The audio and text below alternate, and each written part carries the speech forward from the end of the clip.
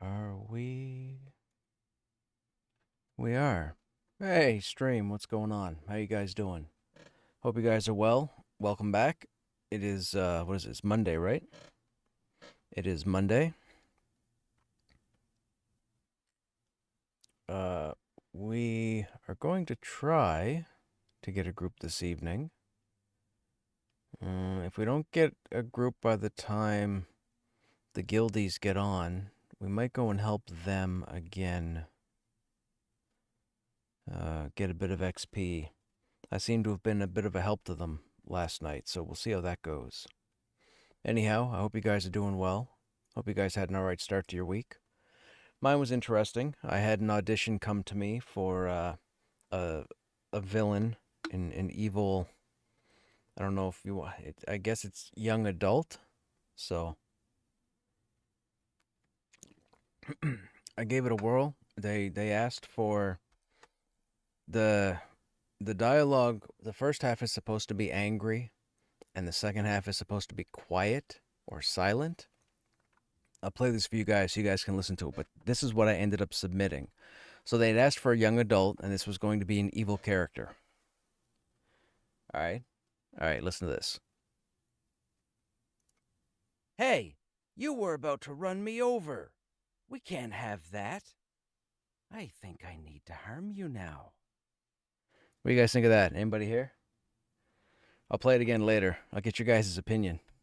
I might do this when I audition for some cool stuff. We'll see what happens.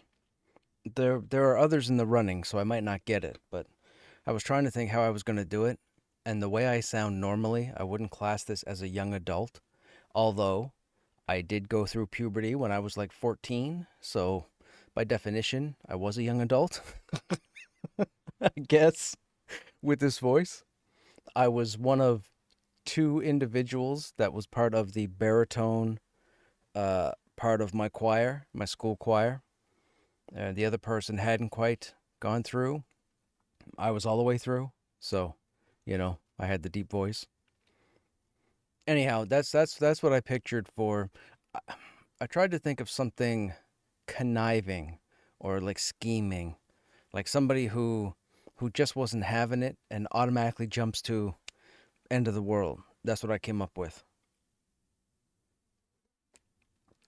I don't know if it'll work. Maybe they come back to me and say they want it in a different tone. Maybe they come back to me and, say they want the voice deeper. I don't know if I can do higher. Any higher than that, I'm going to sound like a kid, let alone a young adult. But that was the plan. That's what I submitted anyhow, so we'll see how that goes. Ba-ba-ba-ba. No room at the inn at the moment as far as the group goes. We are watching. I checked the whole Who thing. Now, it is still early. It seems to me for an East Coast server, I get on way past the afternoon crowd, and I get on well before the evening crowd. I know it doesn't make sense because the afternoon comes before the evening, but I'm in that middle area, so we might just chill for a bit. I don't know if I'm going to run out and kill some more dogs. We might just chill around the city. Wait and see what happens.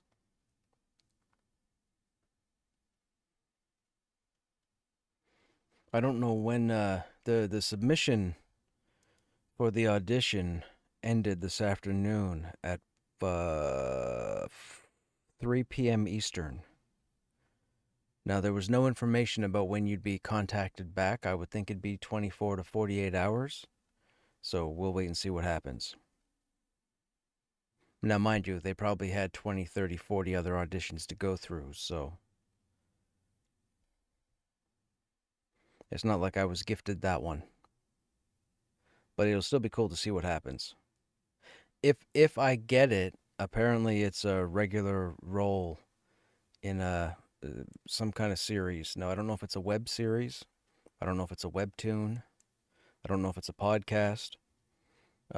It's nothing like a TV show or what have you, because there was no broadcast contract, and it wasn't for a whole lot of money. Or at least not what you would traditionally think for that kind of media. But it's something I can add to a portfolio, which is all you're looking for. You know, so many feet in the door, and sooner or later they'll let you in.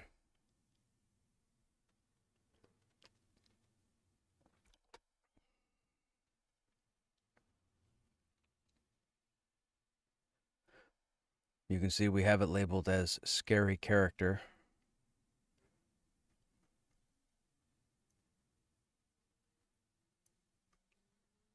I didn't want to do more realistic, you know? Like that might hit home too hard to some people. So I decided to pick something that kind of leaned towards animated.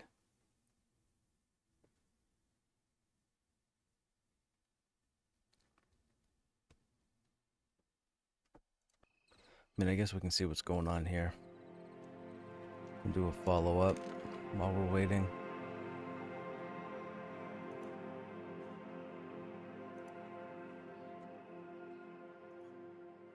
I think we have to go up to like 47 at this point. I don't want to, but...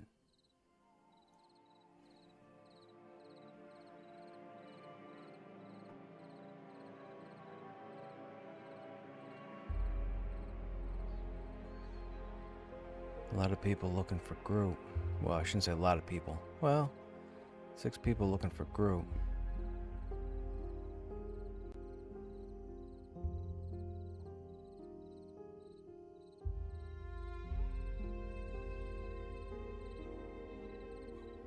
Could almost throw a group together.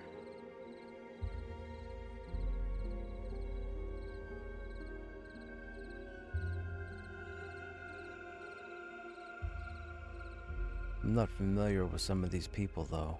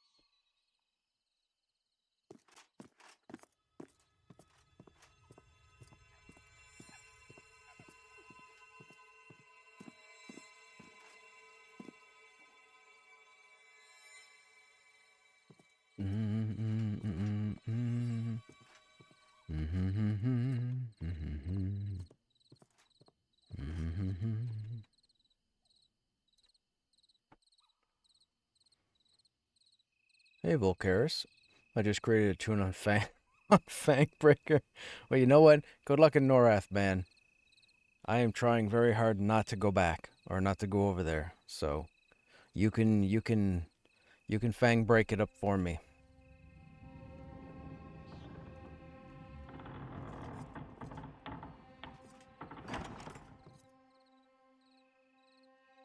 Why does Darkwater keep leaving corpses?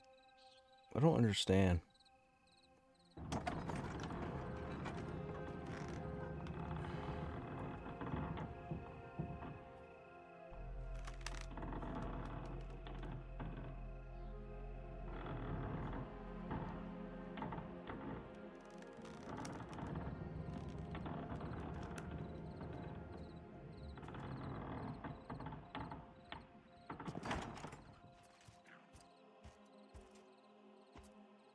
It is play EQ Mage or play Summoner? Good question. Tough choice. EQ 1.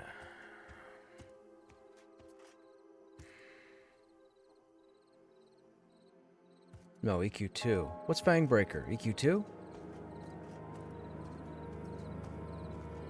Fangbreaker's EQ 2, isn't it?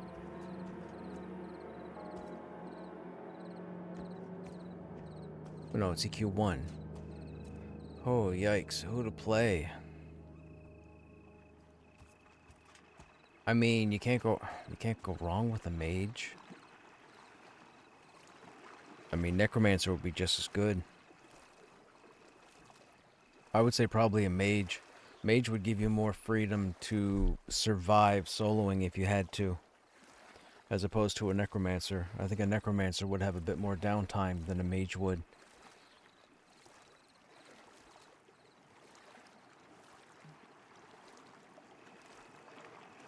Yeah, mage sounds like a good idea.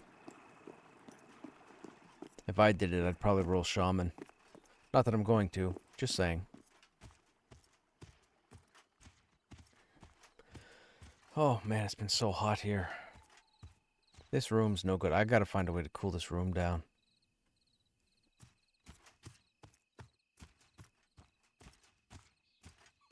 But yeah, I would definitely go with the mage.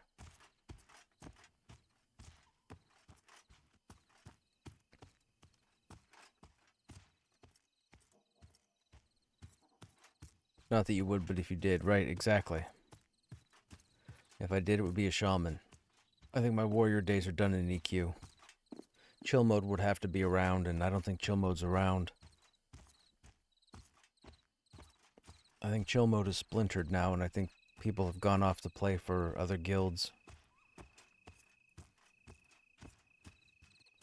I can't get pulled into Norath, because then I get pulled out of Terminus.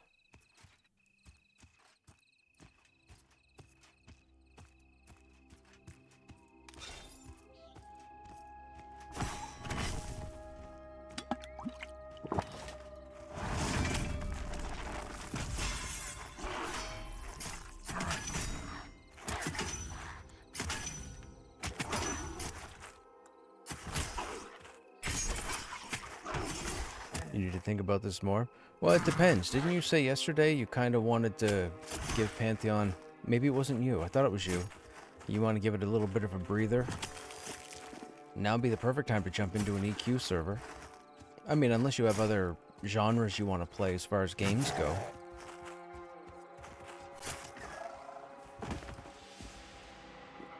I mean, there's no real reason to roll a new character in World of Warcraft. There's probably no real reason to roll a character in Final Fantasy XIV or Guild Wars 2. I think Lord of the Rings Online has hit a resurgence lately. You could always try Lotro. That's an idea, or an option, if you've never played it before. It's a very cool story-based MMORPG, for sure.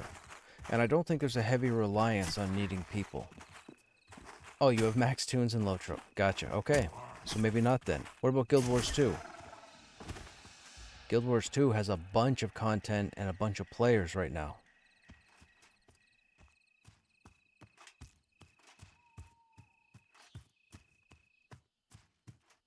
And if you've never played Guild Wars 2 before, don't compare it to Guild Wars 1 because it is a different beast altogether.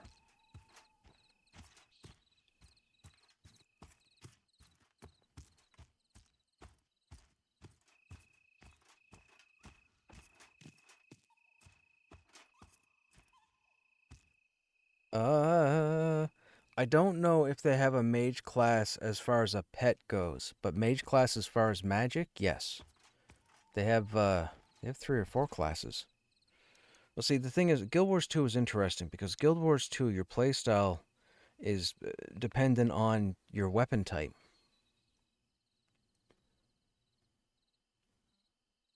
Classes in Guild Wars 2.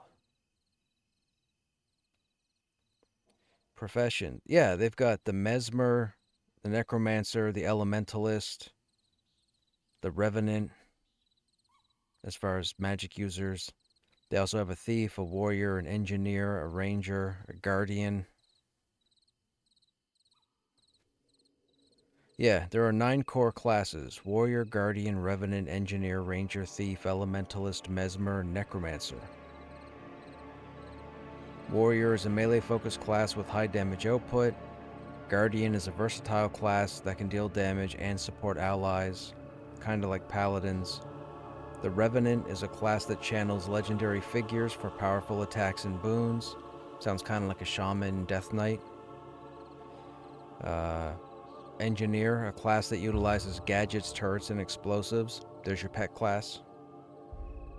Ranger, a class that utilizes nature magic and pets to fight alongside them. So I guess Guild Wars 2 Rangers have pets.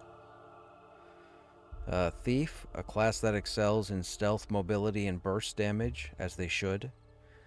Elementalist, a class that manipulates the elements for powerful attacks and healing. Mesmer, a class that uses illusions and mind magic to confuse and control enemies. And Necromancer, a class that harnesses the power of death, summoning minions and draining life force. So I would say probably Necromancer or Elementalist, I guess, would be your best options. That's what I would say.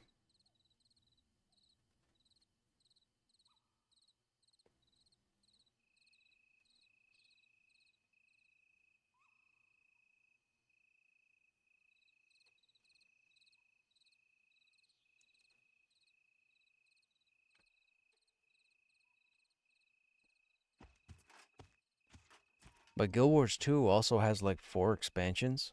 Like there is a lot of content right now if you wanted to get into something, say, from now until the end of the year.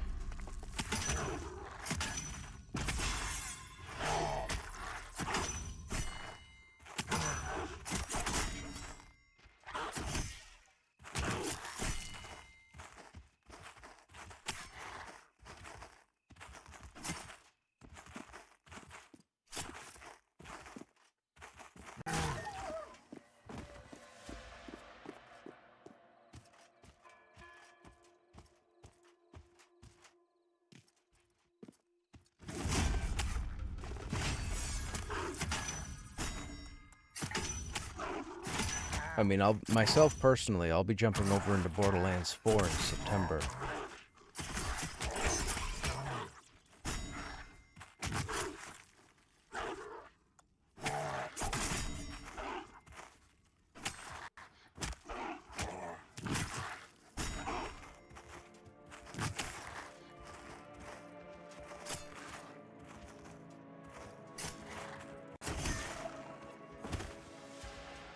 If you want to roll the shaman here, I'll roll either a druid or summoner. An EQ? No, that's not happening.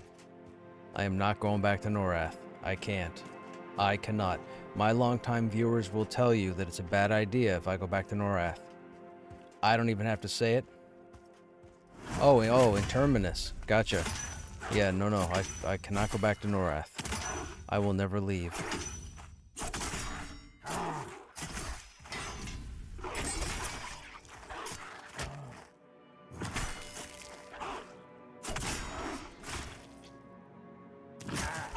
That's your concern? Well, I mean, it pretty much comes down to do what you feel like doing. If you jump into EQ and you meet some cool people and you join a guild and you hang out with more cool people and you get to run dungeons and camp stuff and do raids, dude, do your thing. The reason why I don't want to do it is because I want to play other games, and EQ doesn't let me do that. I have people that almost hit me up every other day or every third day wanting me to jump into certain games, and I can't justify the time at the moment because I'm putting too much time into Pantheon. There are so many games that I own right now that I've never played. Never played. There are games that I don't own that I want to get, and I refuse to get because I'm concerned I'm not going to play them because of this game.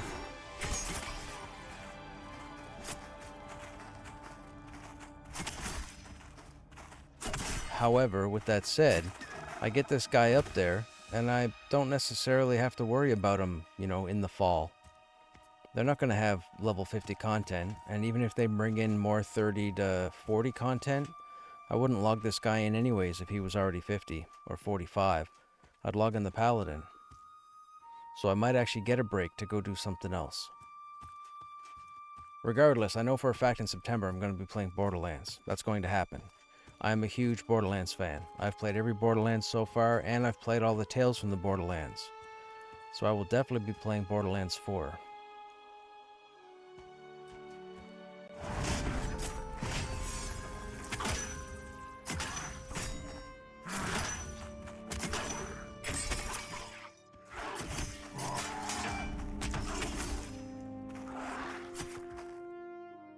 My only side love is Company of Heroes. Great pet class.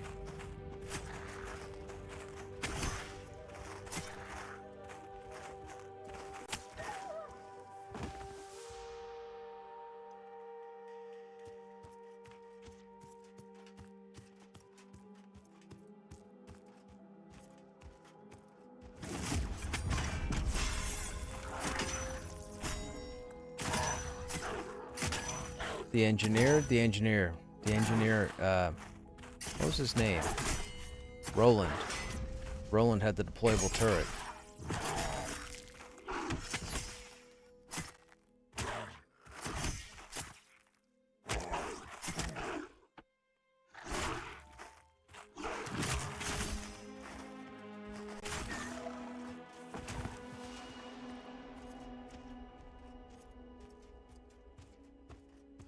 You know, it's funny, I saw the Borderlands 4 weekend thing they had last month, but I totally don't know what the classes do. I know there are 4 of them again, but I have no idea what they do. I might have to look them up.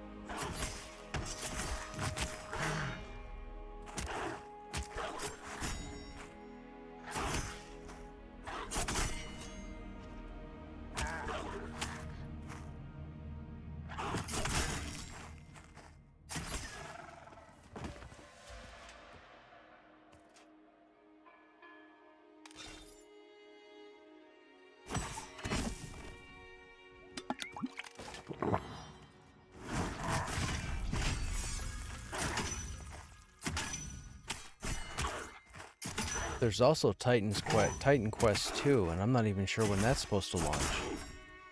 So I thought it was this year.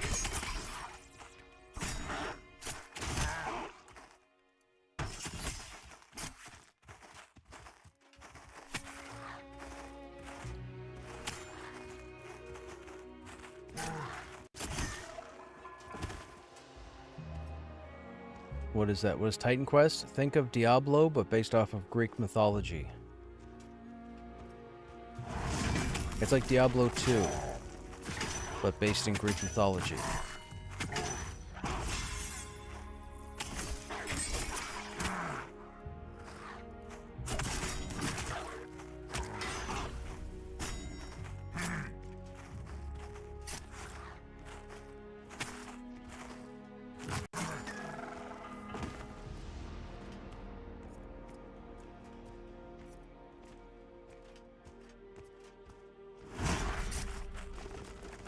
Another genre I'm a huge fan of, action RPGs. I refuse to get into Path of Exile seasons and Path of Exile 2 seasons because that's just like EQ. I jump in there, I'll never get out. Diablo 4 I can jump in and out of. Last Epoch I can jump in and out of. Throne and Liberty I can jump in and out of. If you want to count it as that.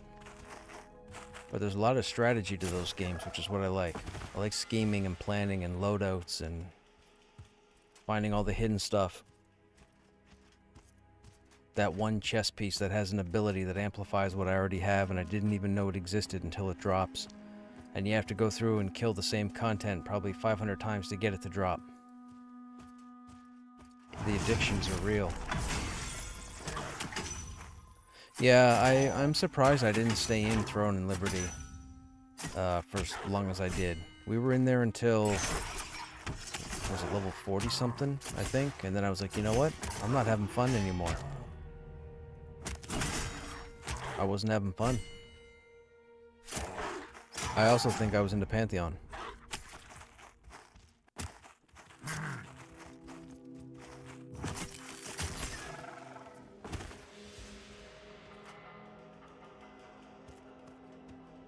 I should probably sit down and rest.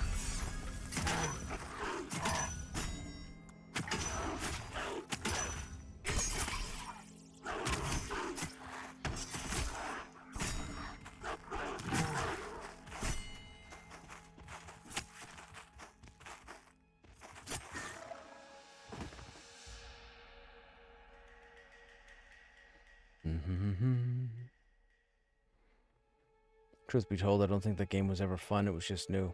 You could be right. You could be right. I could probably side with that.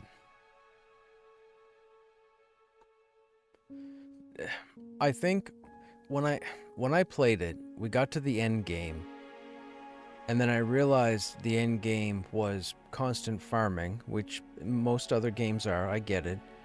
But I realized that I think I was playing to get to the end game, and when I got to the end game, I realized it wasn't fun. And I think that's why I stopped playing. I'm pretty sure. I enjoyed my time in Throne and Liberty, but I didn't enjoy my time in Throne and Liberty. I played it to get to the end game because I wanted to see what the multiplayer would be like, what the big encounters would be like, the epic loot that you would get. And I realized it was quite a bit of mindless farming, and I thought, okay, you know what? I don't know why I'm not taking to this, but I'm not taking to this. So I stopped playing. There was another game that came out also, Lost Ark. Jumped into Lost Ark as well when that came out. Same thing. Got a character to whatever the end game was, I think, and I wasn't enjoying that either. But that's just me. I mean, clearly I didn't enjoy it, or I'd still be playing it. Now, I really enjoyed playing Last Epoch. Last Epoch was a lot of fun. The end game was interesting because it's a bunch of time travel. That's how they justify running the same areas under different circumstances over and over again, trying to chase the big baddie. The thing is, I ended up over in Pantheon, so I never got back into Last Epoch, but I think we have 3 characters that are already grinding the end game in Last Epoch because of how much fun I had in that game. We have a necromancer over there. We have a crusader or paladin, whatever they're called. And we have a third that I can't think of at the moment. But we figured out our own builds, no help from anybody. And dude, like the necromancer and the crusader, the builds are just disgusting.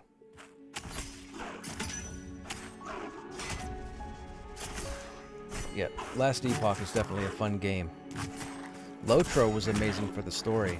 So my deal with Lotro was, I was head over heels for Lotro. And I played through it when it first came out, and I played it for quite a while. I played it for a few years anyhow. Pretty religiously. And then we had gotten the Mines of Moria expansion, and then we had gotten, I think, the one after that. And the one after that, they came out and said that players would never see Mordor. We would never get into Mordor. They didn't want to give that to the players. They wanted the players to work around it. So I was like, okay, well, I've done everything. If they've come out and officially said that they're not going to let us into Mordor, I don't have any reason to keep playing. So I stopped playing. That's why I stopped playing. Then like 5 years later, they come out and say, oh, we're going to Mordor. But by then I think I was rating in EQ and streaming. So I was like, okay, you know what? I'm good. So I never jumped back in. So if Mordor is still accessible, I've never been there. Have I thought about playing Lotro? Not really. It didn't come to mind until this evening. But that's not to say I don't take a week or 2 weeks and see what it's about. I doubt it, and I'm not sure, but it might happen. I jump into a bunch of stuff. I've only ever played through the Mass Effect franchise once, like 20 years ago. And I've got the Legendary Edition installed right now because I think it's time for me to go through another franchise playthrough. And I might even do a Dead Space playthrough later in the year. Maybe. I did one a couple years ago during COVID. I think we might do another one.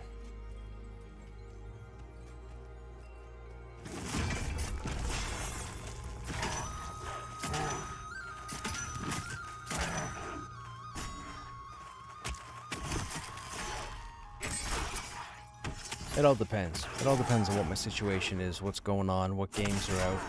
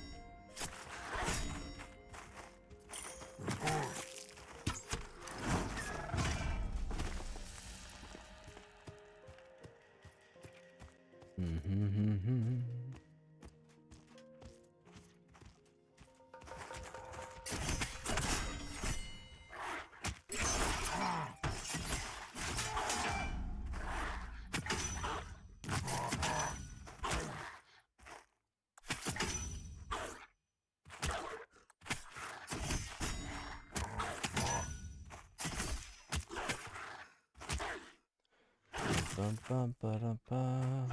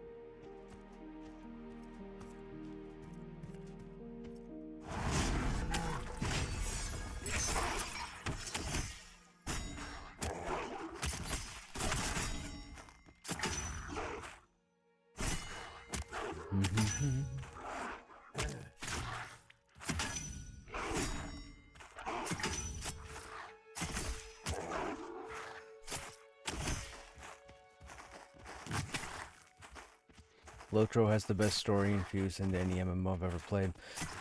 Story, yes. Lore and history, I have to lean towards probably EQ2. I would normally say EQ1, but EQ2 has a lot more lore written into it. They learned from EQ1 that a lot of people liked a lot of lore, a lot of stories.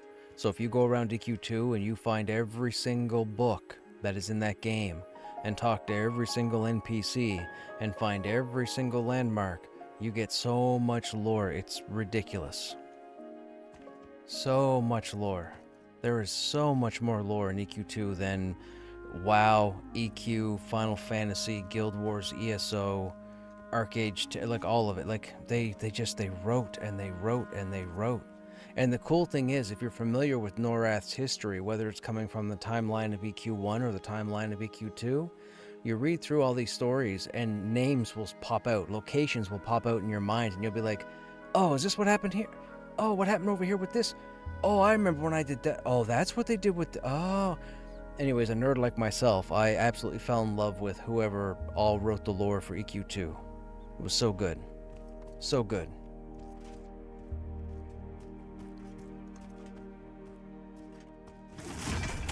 Like, there are like thousands of books to pick up that all have different stories in them.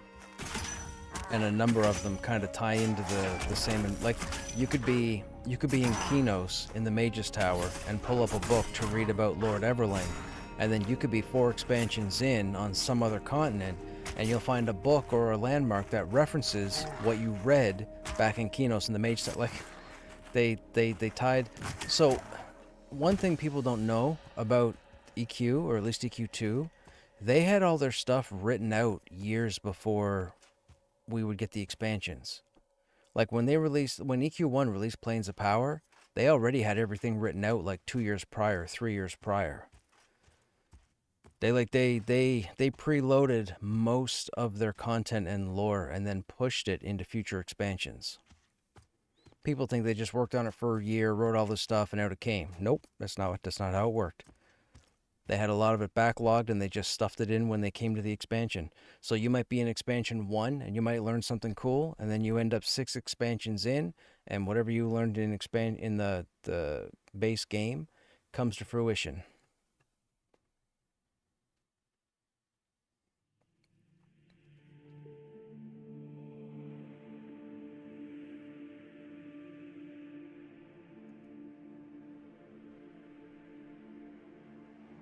Mm-mm-mm-mm.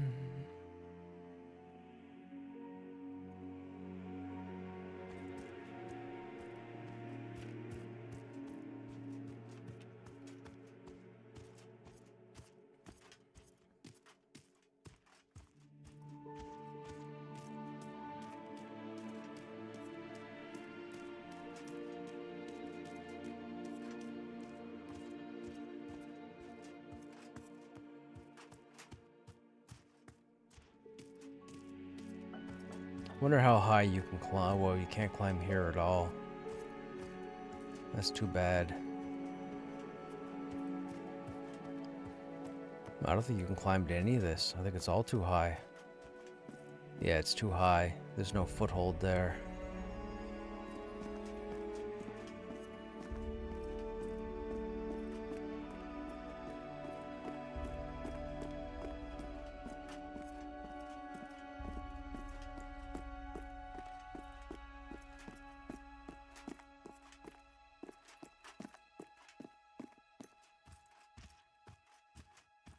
Can we go up here and not die?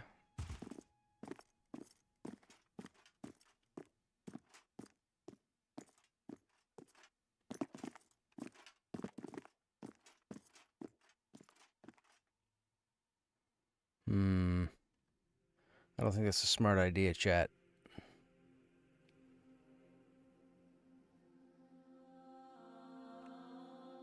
I don't think that's a smart idea at all. Let's go back down.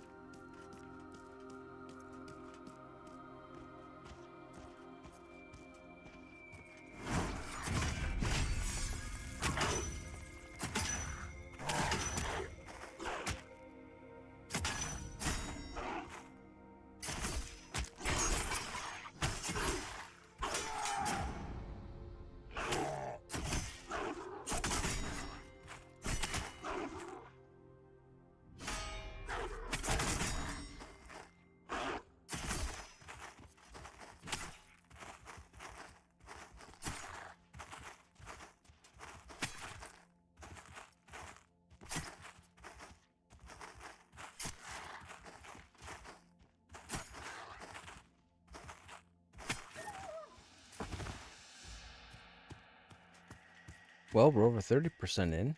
That's good. I think we were 20% yesterday.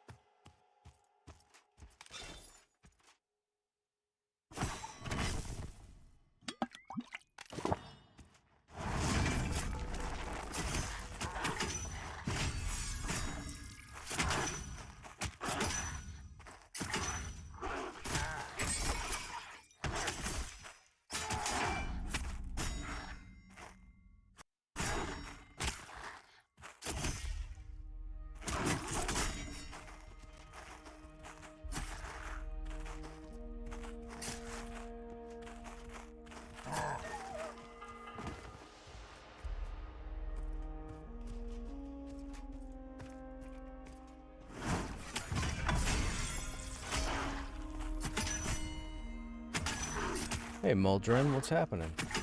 That's my concern for Pantheon, but I remind myself it's early access. What's your concern? What did I say? I'm only just seeing that message. I don't know what I just said.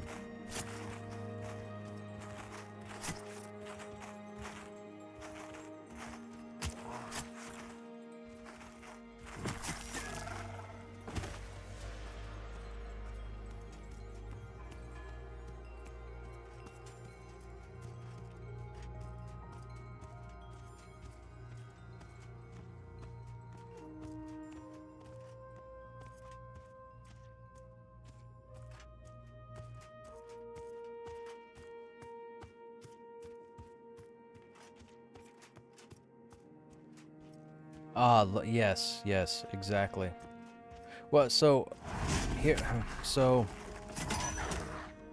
my quick thoughts about lore and history in this game. They've started to put it in quite substantially, which is nice because, of course, they have their writing staff back or what have you. However, the one thing I will say as far as lore goes, back when the game was touting all of this lore, and there is a lot of it. There's information out there that's like 12 hours worth of information about the lore in Pantheon. Everything they're planning, from the gods to deities to rulers, battles, all that stuff. The problem is, that was going off of the basis that launch would be multiple continents. Launch is now one continent, fully fleshed out. So I do expect there to be lore, but I expect there to be a fair number of loose ends that are going to lead to other locations that we'll get down the road or in the future. So I do believe there probably won't be a lot of lore. There will be lore. There won't be a lot of lore, and I think it's because we won't have another continent to visit when the game launches. Hey Purple, how's the population on the server? It's been 3/4 full non-stop on Stormona. Saturdays, Sundays, Friday, Saturdays, and Sundays seem to be busy on both the Prime Shard, so 0, and Shard 1. Shard 2 has been removed for the time being because Shard 1 and 2 were being used by a handful of people, and that's not what they want. They want people to work together and have to compete and so on in the game world. So there are now 2 shards for Stormona, and I believe there are 2 shards for Black Moon as well.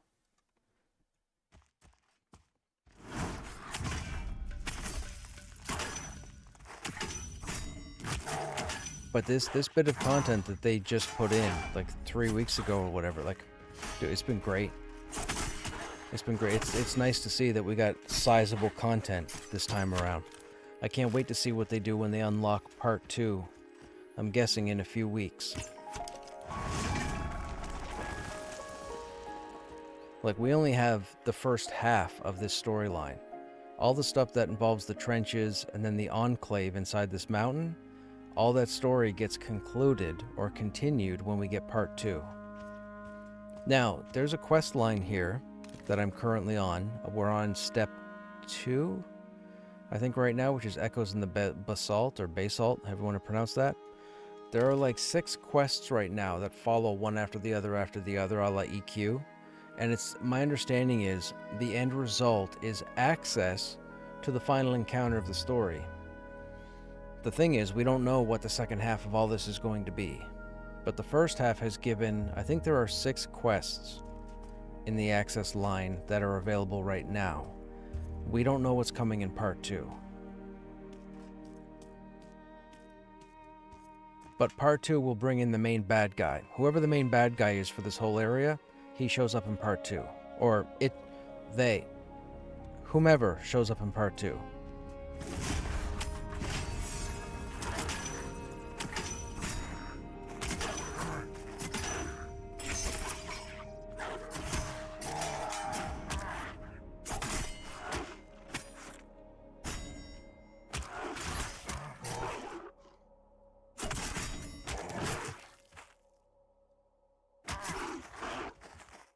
My problem right now is I can't get dedicated people together to go through and work on the quest line, because the quest line involves going into the Enclave, and a lot of people want to go in there specifically to farm loot.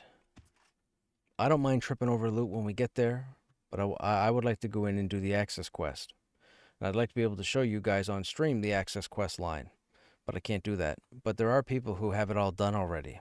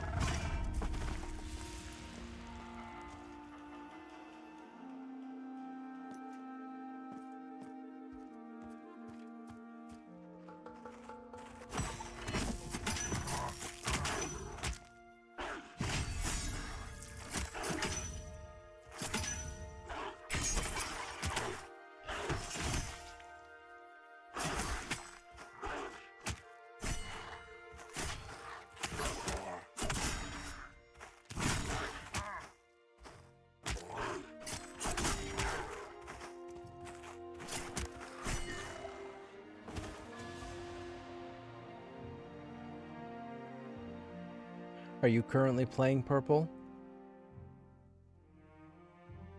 Or are you waiting for anything in particular? Waiting till launch?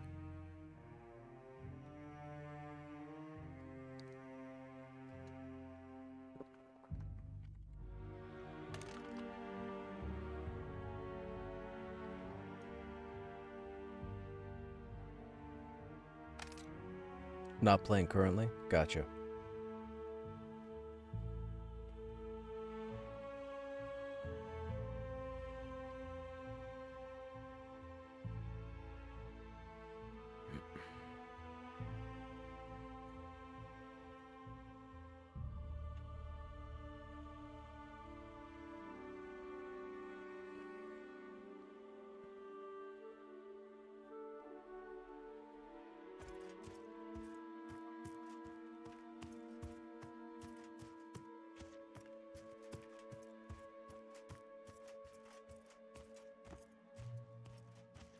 Just checking it out.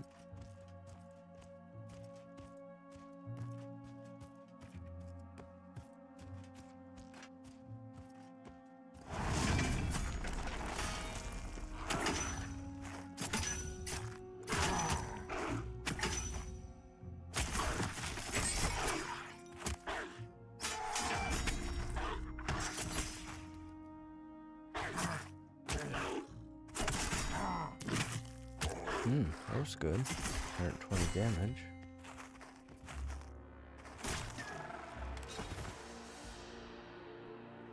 '27 agility.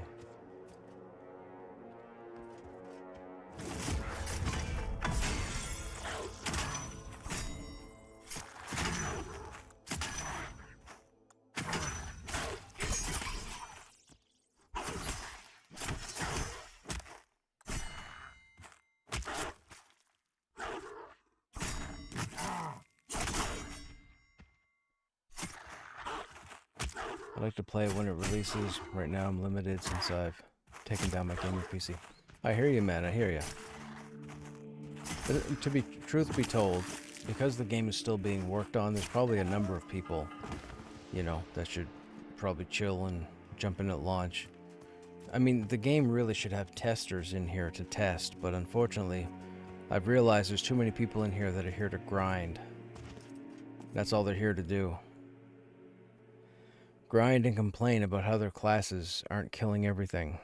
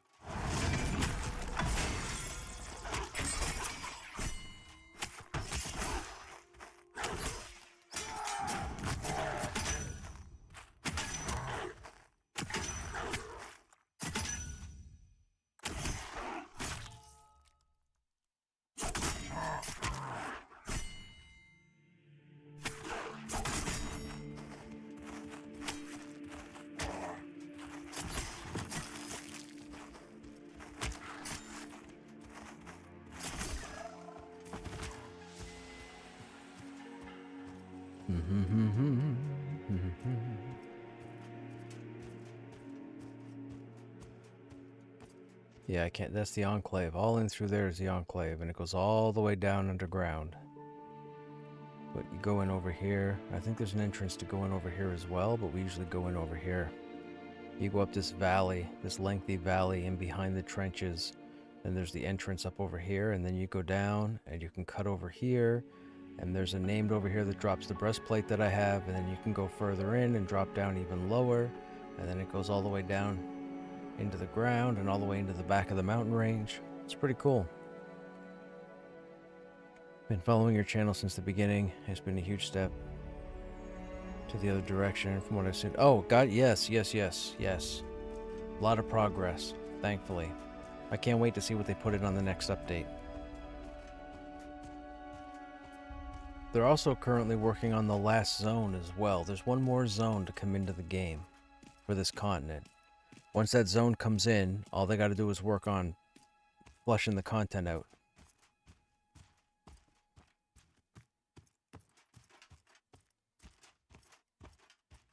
I believe it's, what is it, Badia Dakara?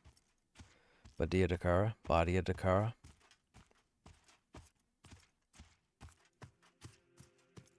You can find their roadmap on their website, I believe. If you type in Pantheon 2025 roadmap, you'll see what they're hoping to hit as far as their goals for this year.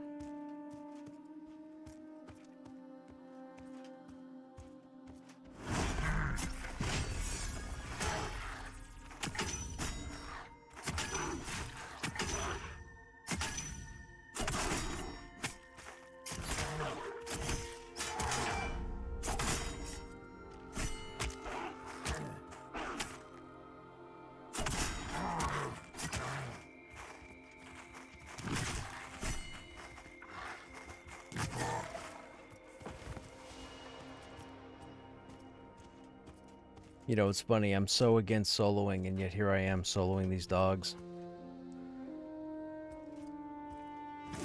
I'm only doing this really to kill time. I'm not doing this with any goal.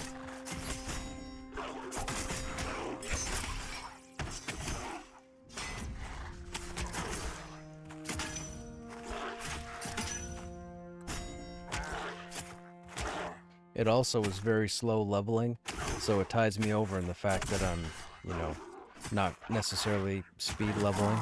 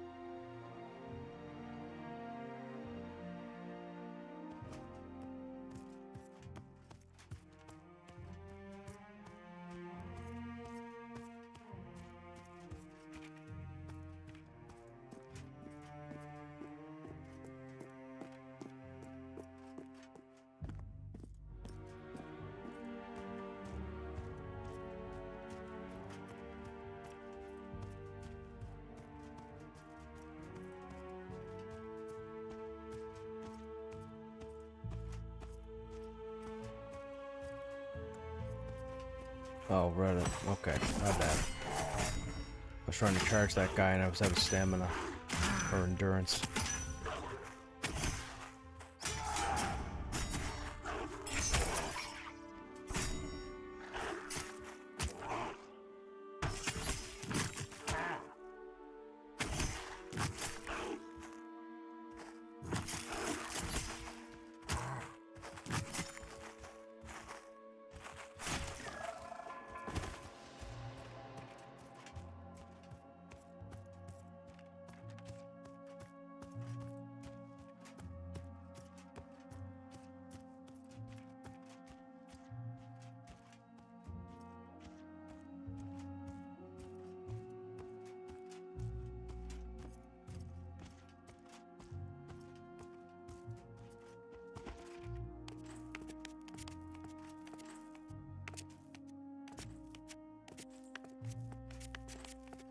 I don't think I ever climbed up here before.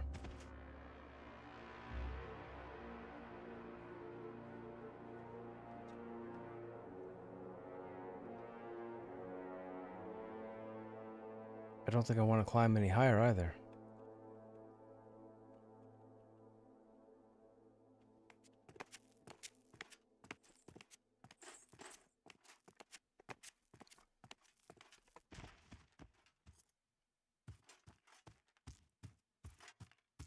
I want to see what's going to happen over here. I know they got the wild bloods in over here, so maybe they flush in more of the wild blood content. And apparently that there is a raid area. We found that last night. There's a zone wall there, so you can't go near it, but I was informed that people were shown this years ago, but that there is a raid area.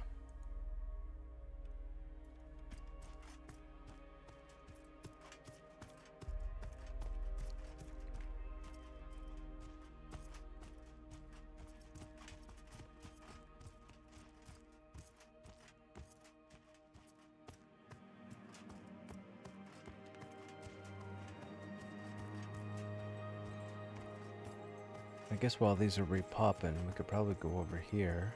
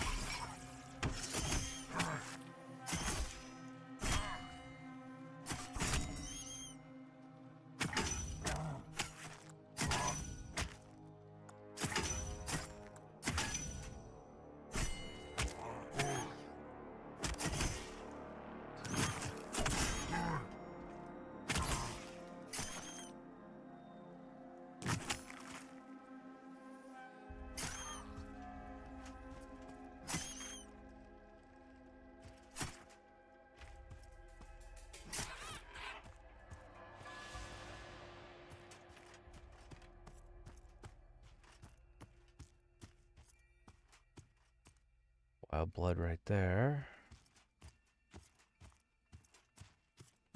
And I think this is the general camp with them, right? Yeah, there they are.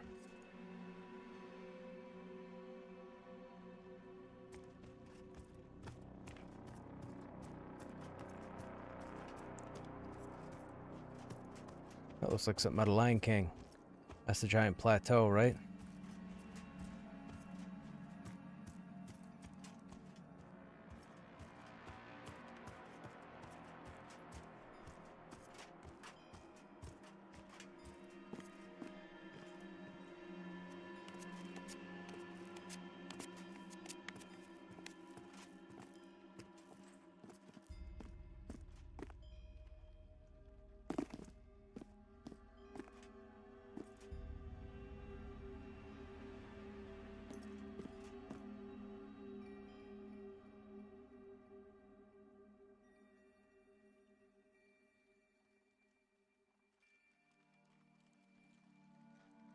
Try that again.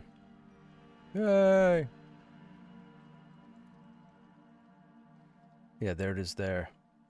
That rock, when you get close to that rock, it's got like magma or lava, these strands that go all through the rock.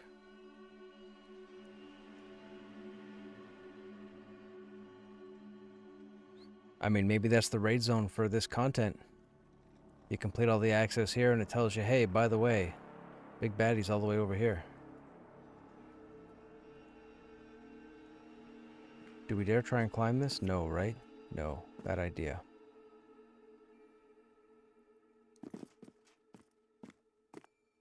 This would be the perfect place to have a chest. There are these worms. Don't know what these are for. Should we kill one? I guess we could kill one.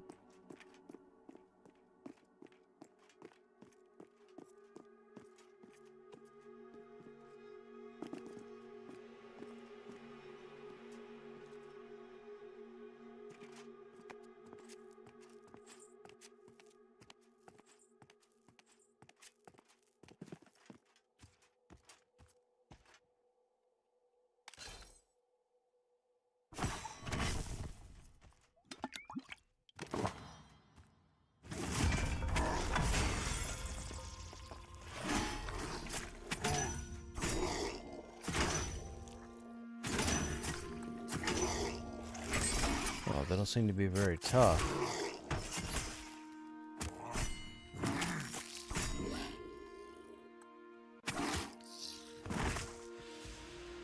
They are dark blue. Don't drop anything.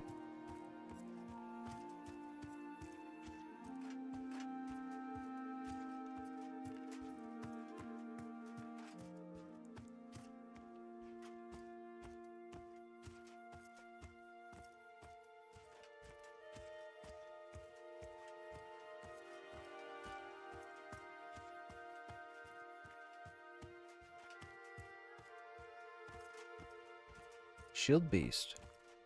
I didn't know there was a shield beast over here. Interesting. These are the guys that are up by the other town.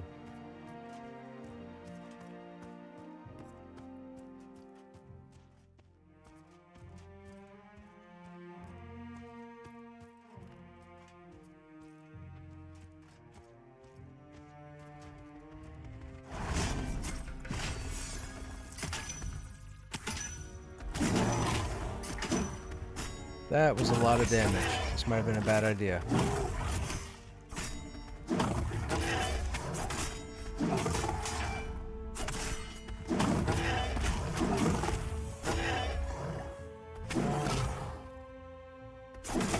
And they don't run?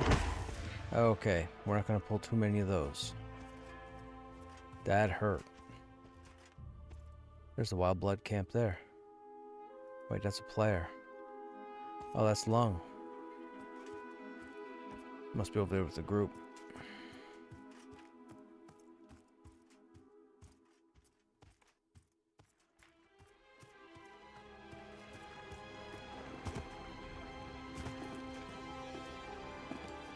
Oh, no water here.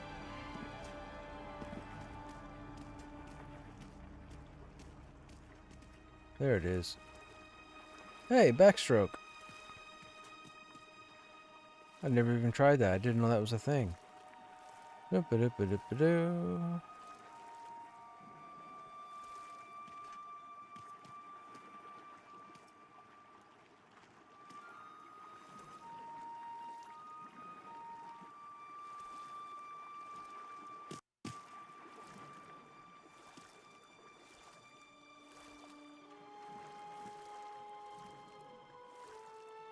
Yeah, see, they gotta fix this.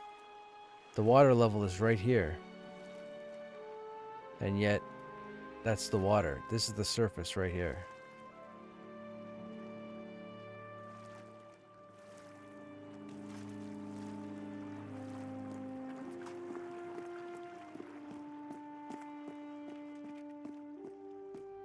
No, this lift doesn't work, by the way.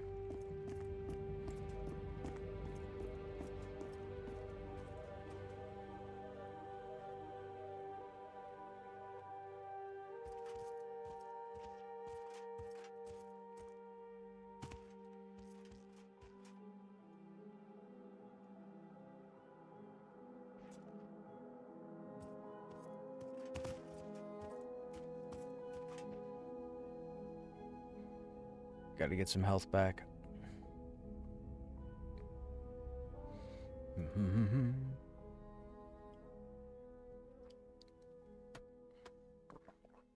It'd be pretty cool, man, if I got that audition.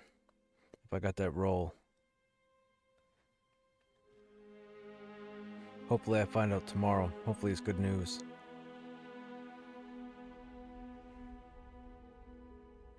I'm gonna check real quick just to check my file just to make sure there's been no update.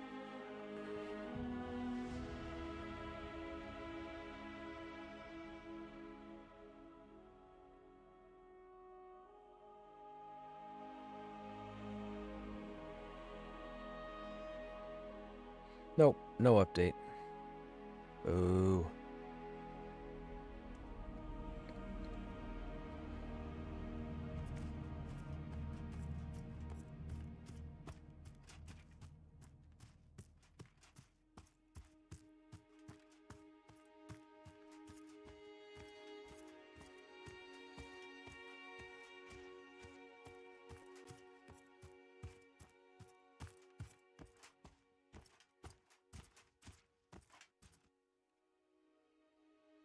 Dude, that haze right there.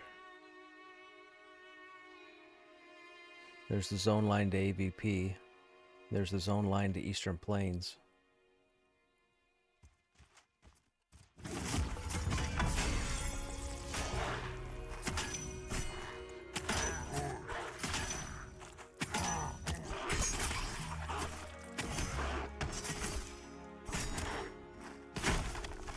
Ooh, that was a good hit. Was that 170 something damage?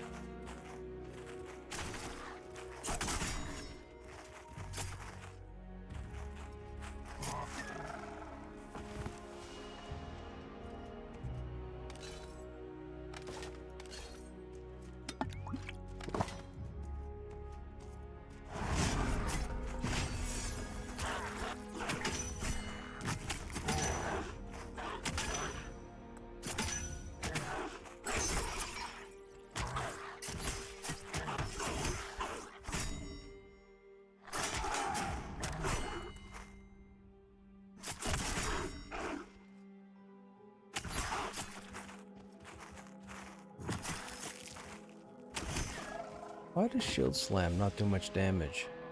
It's based off Constitution, just like Hammering Blow. And Constitution is 24, which is almost where Agility is. I mean, I know it's meant to be an interrupt, but man, is that got a garbage calculation for damage.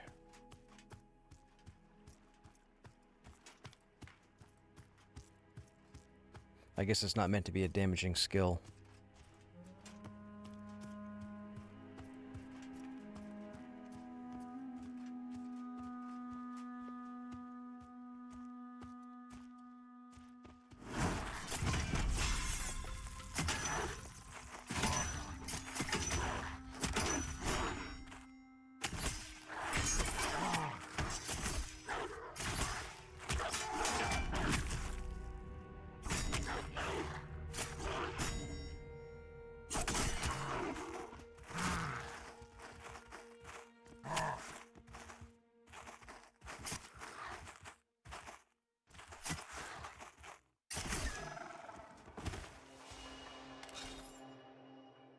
Let's mess around with the two-hander again. Oh, that's not what I... wait, do I need that? Yeah.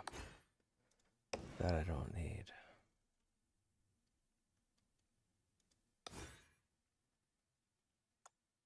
That's fine.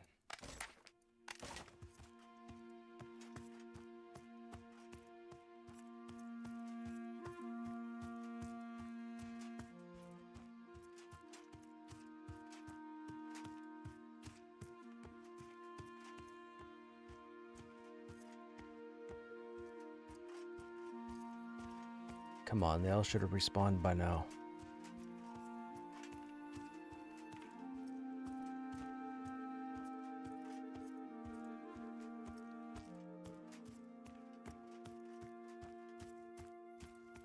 Here we go. Right, hang on. We need some endurance so that storm goes off.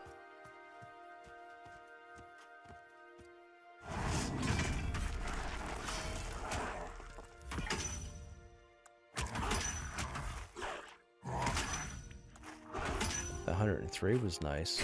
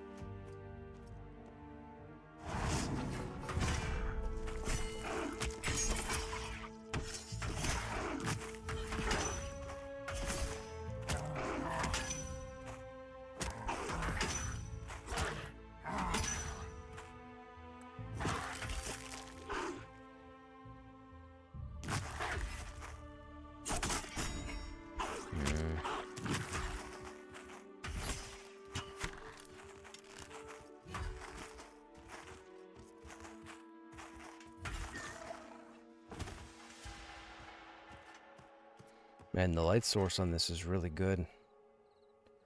Better than the torch is.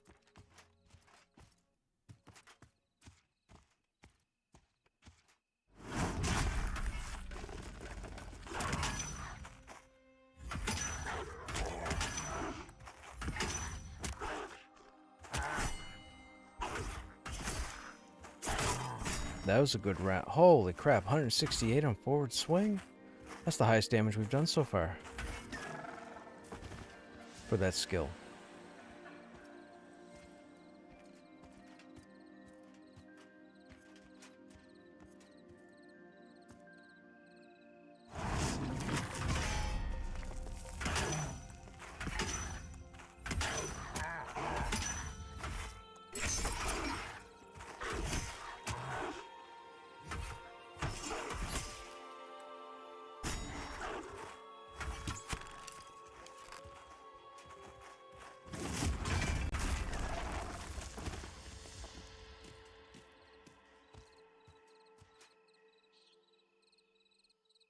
Get some health back.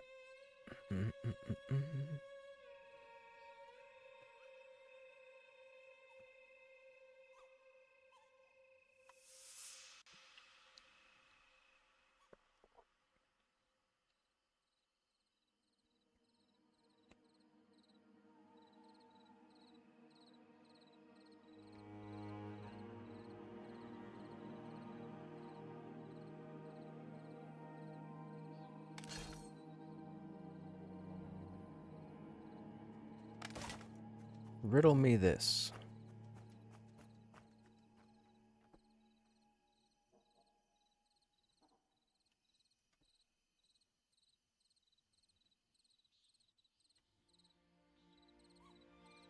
It's too bad these wheels don't turn. I wonder if they're meant to turn at some point.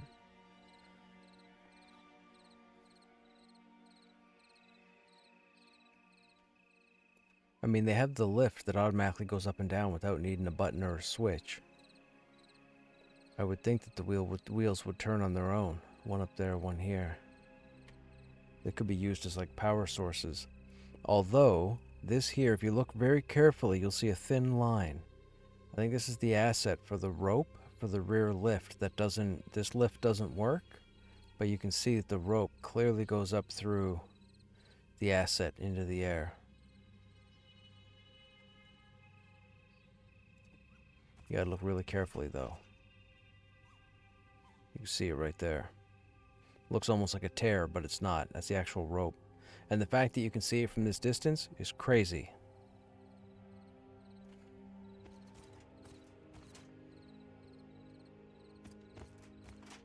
Oh, I've never run with this first person. Normally you don't see anything in front of you. At least with the two-hand you see the light source. Yeah, let's try this in first person. Let's see what's up. This is weird.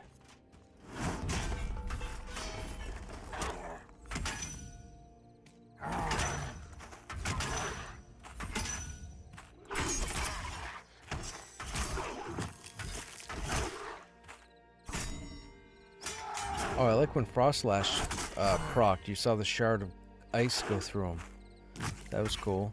There it goes again.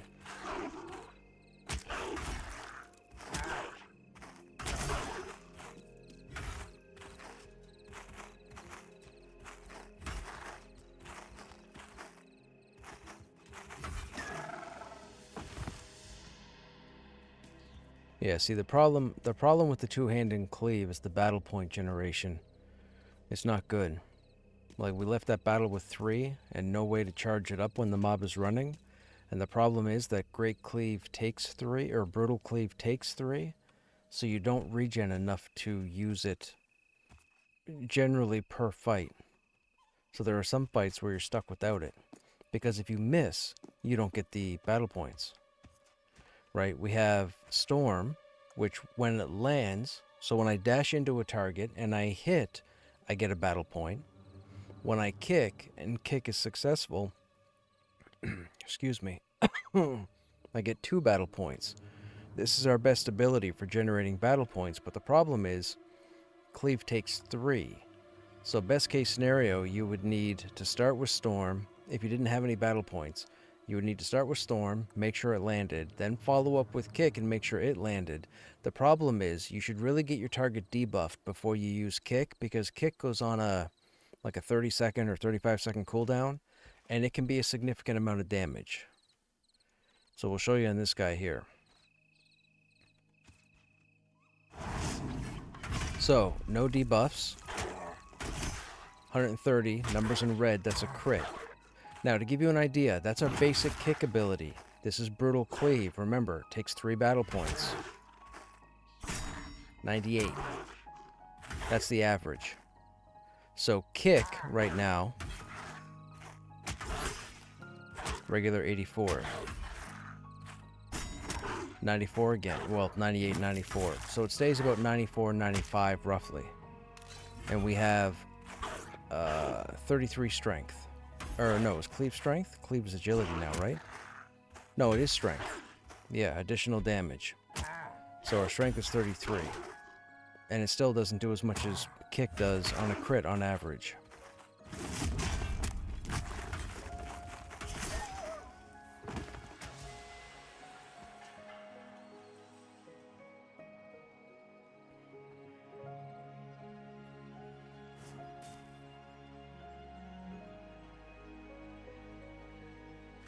These guys are 49 and 47.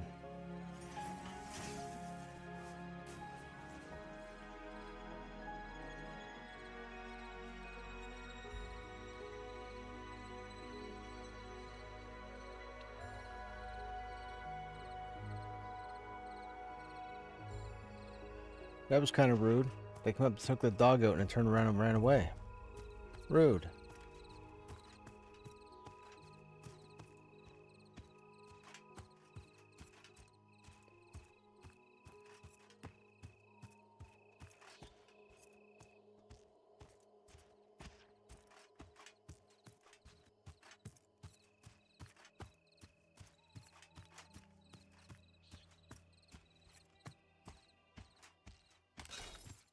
I don't have anything to stack my strength, do I? No, I don't.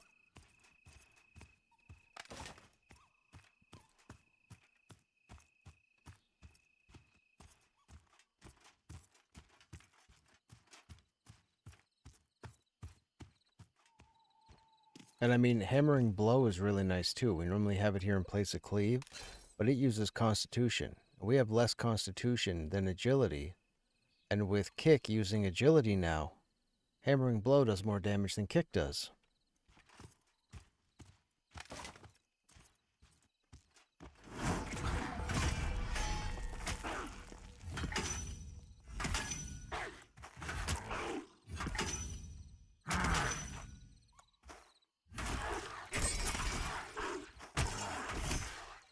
Okay, he's fully debuffed right now, so what if we cleave him now? 104, non-crit. What about kick? 90.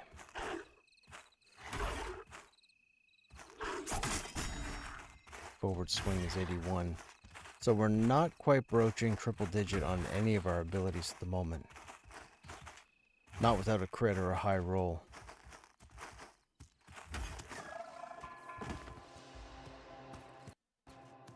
Or buffs. I mean, if we had buffs, a different story.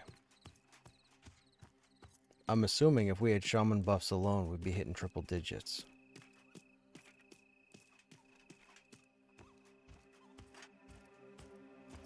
But the thing is, sword and board, you do more damage over time because of punish, and you have the added protection of your shield. So it's a lot more affordable or efficient to just stay with sword and board. Which is why you rarely ever see me with the two-hander anymore, because it's not worth it.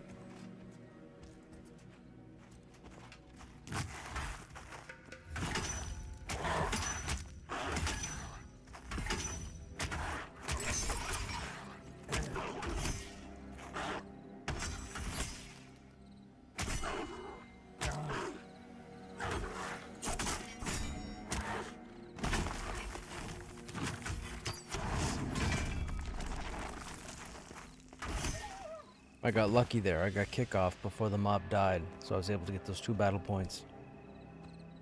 Now, if we go ahead and look at sword and board,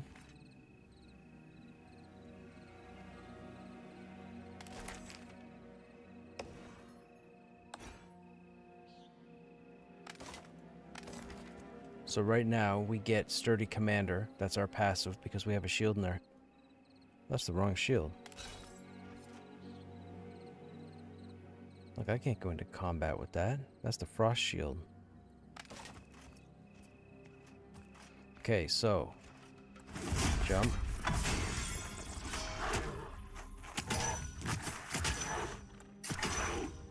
Right there. See, punish? That's our big ability right now that we're a shield-based class. Punish is up again. So it's a high damage ability that comes up as frequent as you block. I mean, we're up there right now as far as block goes. We're at 30%. And that's without using, if we go ahead and bring up our block banner, we go to 46. And that's without any other buffs on us that would change or modify AC or block chance. So 46% is really high. Punish is everything to a warrior now.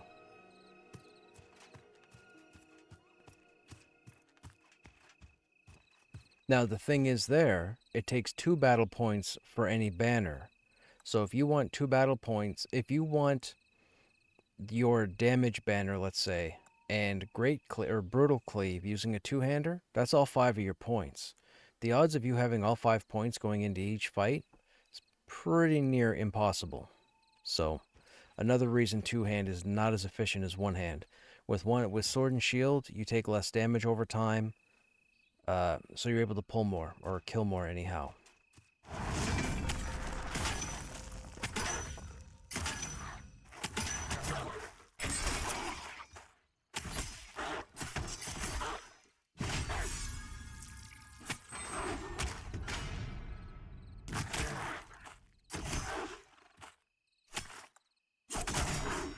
There's punish.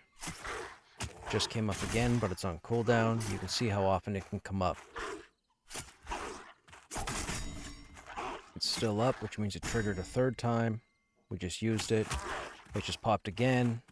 So you can pretty much keep punish up you know, on the regular basis as long as you're using sword and board. Now, with all of our abilities moved over to agility, except for 3, not including the shield abilities because they're on constitution, punish is on strength, where everything else is agility. So we normally, just so you guys know, we normally have 50 strength in a group. I normally have about 43 strength or 44 strength on my own without any buffs. Typically with buffs and food, I can hit 50 strength. That's not a big deal anymore. Now our auto attacks are still strength based. So there is that. So we're not doing as much auto attack as we normally would, but that's because we've stacked agility to bring up all of our abilities. And I haven't really done enough testing to warrant whether or not you want to put in more melee attacks between abilities, or whether you want to try and min-max your abilities a la EQ2, like when you squeeze them into auto attack timings, which I haven't looked at.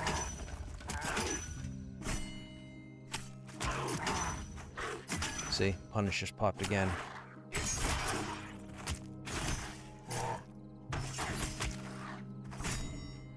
Just used it, just popped again.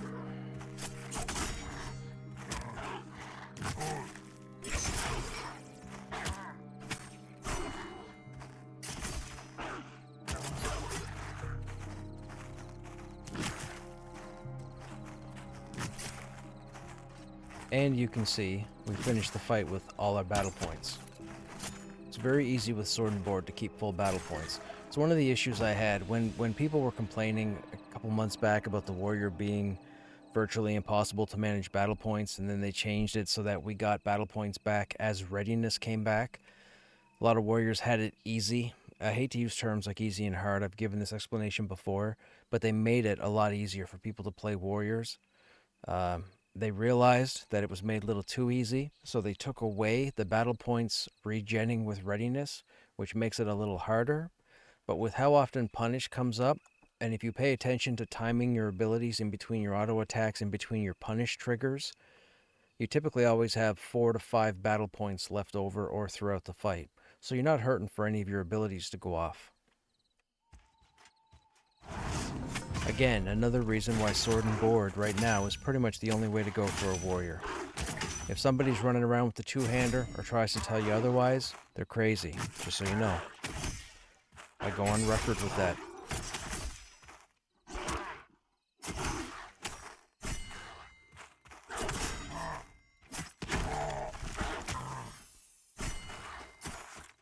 $103 right there. Now that was a crit. There's our battle points back. Now, if you're fighting mobs that are of a higher level, yellow mobs, orange mobs, red mobs even, then it becomes a problem no matter what you're using, because you're going to have way more misses than hits. Which means you are not going to get back the battle points that you think you're going to get back. I went into the Enclave at 34 to fight level 41 golems, and I missed like 88% of my attacks, and I never had battle points, which is a problem because then I'm only relying on taunt and auto attack to try and hold aggro. It was tedious, but I know the warrior really well, so I was able to pull it off. Again, I was 34 fighting level 41 golems.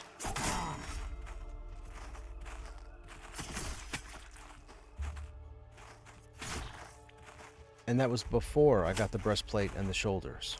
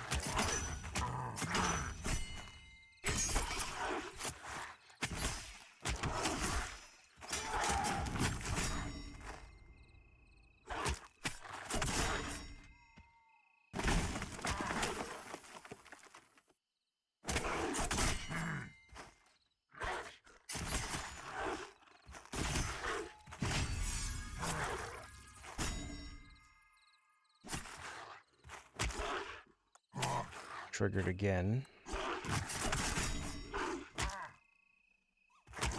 Back up to 5.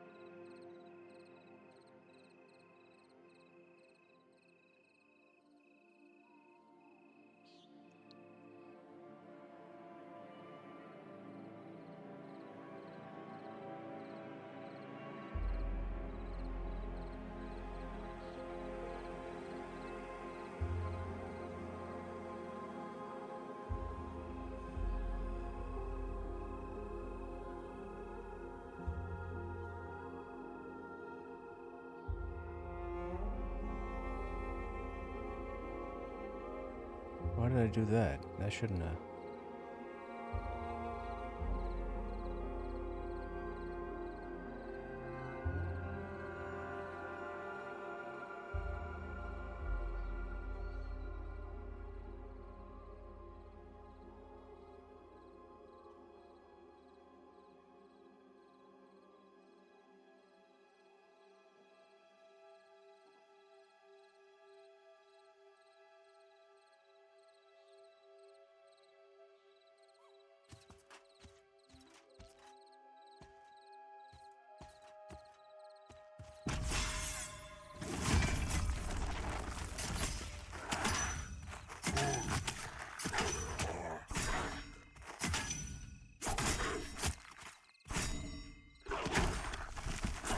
That was really good damage right there.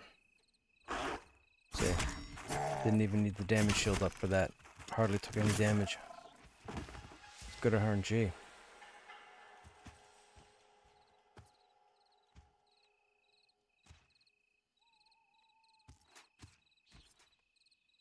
He's full of baloney. No, he doesn't. He's airing all the trash out.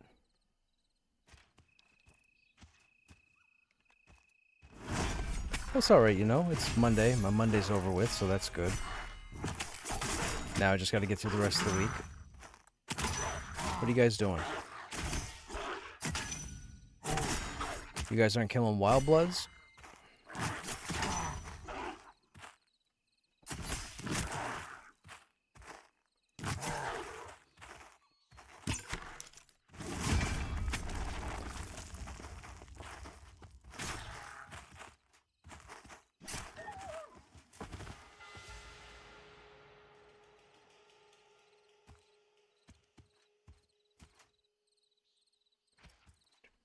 Waiting for Storm to come up.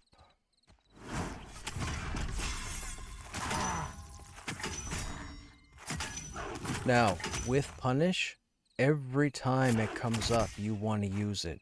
Doesn't matter what the situation is or what you got going on. If you're trying to save it, don't, because it will dim out. It will go inactive.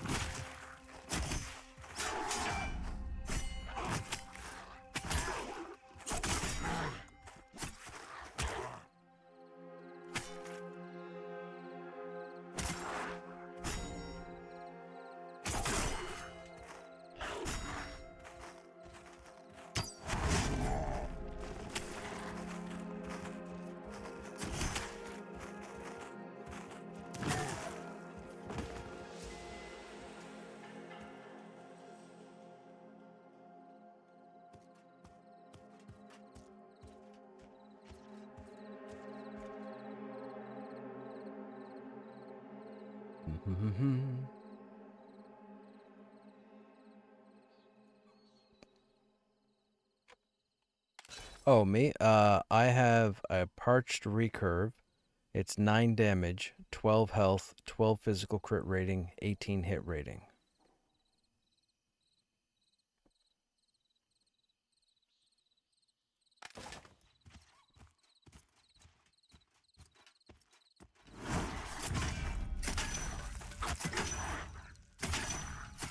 That's really nice. That's a longbow, like it's ranger only?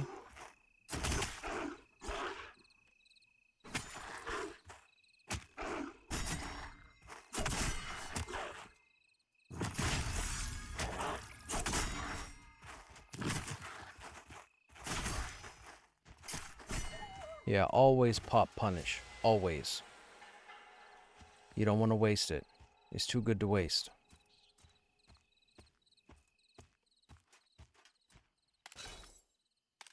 Whoops.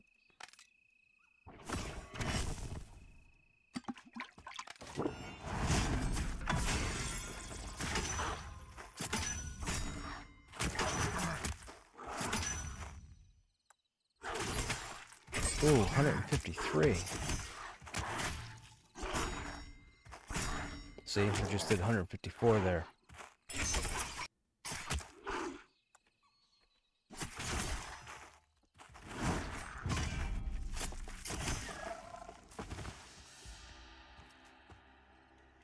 Well, actually, I guess we're still running. Come on, 10 seconds. You always want to open with Storm. I'm trying to get better at opening with Storm because I usually end up body pulling out as opposed to charging in.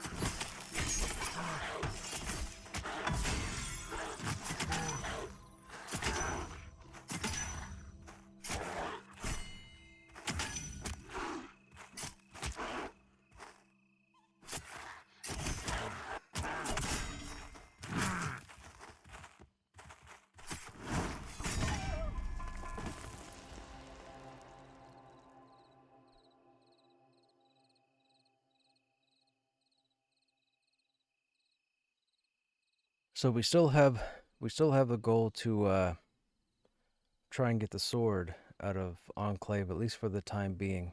I don't know if I'll use it as a regular weapon. I have the best in slot weapon right now, so there's no need to put it on at the moment. But I think it might have a use in the second part of the content. Because I'll be perfectly honest, the sword has no primary stats attached to it.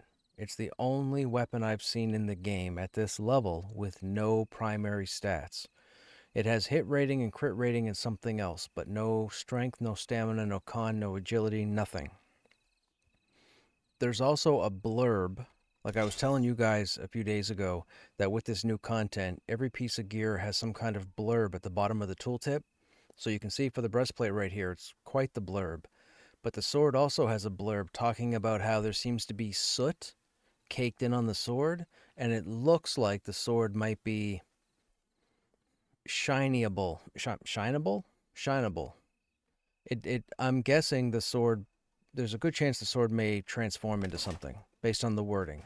Now, I could be wrong. I don't think I am. But I could be wrong.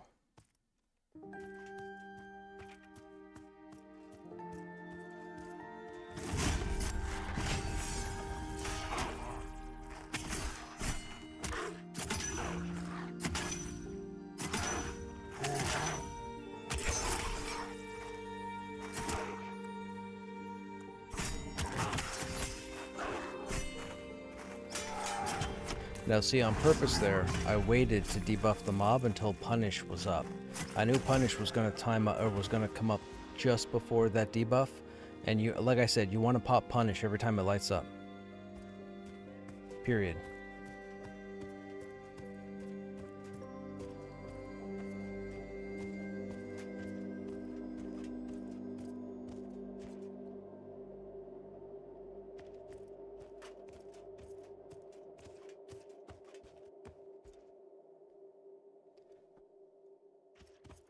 Do you happen to have a like a tier 3 short bow recipe with agility by chance?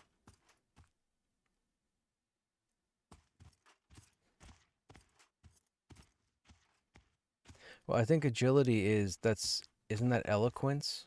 Or is that swiftness? I don't remember. Might be swiftness. Yeah, I should look into it too, just to see.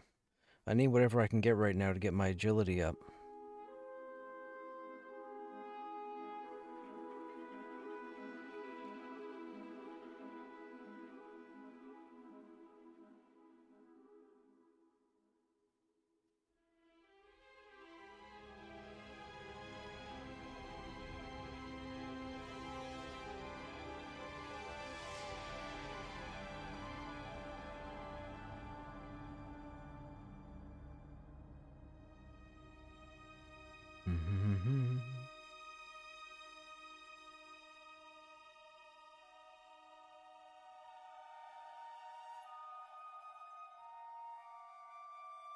Wow, okay. So you guys may know that when you type something into a search browser, whether it's Google or Bing, in a lot of cases the first response you get is an AI generated response.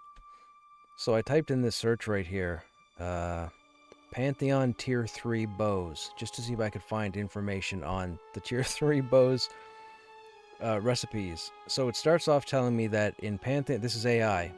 In Pantheon, Rise of the Fallen Tier 3 refers to the level of gear, not a specific bow type, which is true. The Journeyman's Bow is a Tier 3 bow, meaning it's crafted or purchased at that level. In the context of other games, such as Zelda Tears of the Kingdom, Tier 3 bows would refer to weapons like the Savage, Lineal Bow, or Royal Guard's Bow. Now, the next part. In Pantheon Rise of the Fallen, specifically it says Pantheon Rise of the Fallen, there are 3 bullet points. Here's the first bullet point. Tier 3 bows are a part of the game's progression system, indicating a level of power and rarity. True. Tier 3 bows are obtained through crafting or purchasing from the market. I don't know what they're talking about market unless they mean players, in which case, true. Here's the weird point. The Journeyman's Bow, which they've referenced in Pantheon, is specifically identified as a Tier 3 bow according to Albion Online Wiki. So for those who don't know, Albion Online is a completely different game altogether. It's nothing like Pantheon. But according to AI, Albion Online is Pantheon. I find it funny because I know what Albion Online is. So I just find it funny that AI brought up Albion Online instead of Pantheon. Okay. Okay.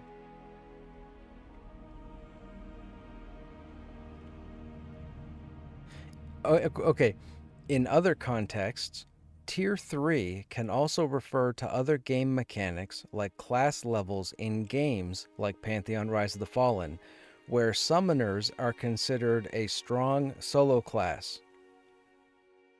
That bullet point paragraph, those two, they have nothing to do with each other, but AI put them together. And now it references Baldur's Gate 3. Oh, man, AI is a crazy beast.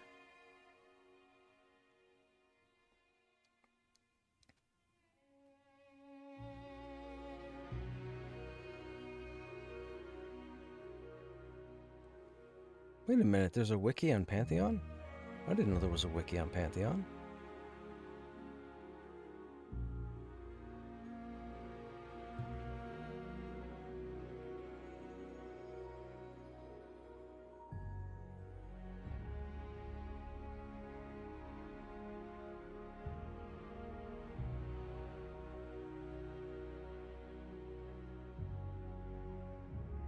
Community content not available. Oh, okay, so it doesn't have much information on anything. Okay, never mind. That's enough of AI. We've had enough AI for this evening. And probably the foreseeable future. What do you guys think? You guys think AI is going to take over the world? You think it's going to get sentient and figure we're all wasting the planet? Have a Skynet situation?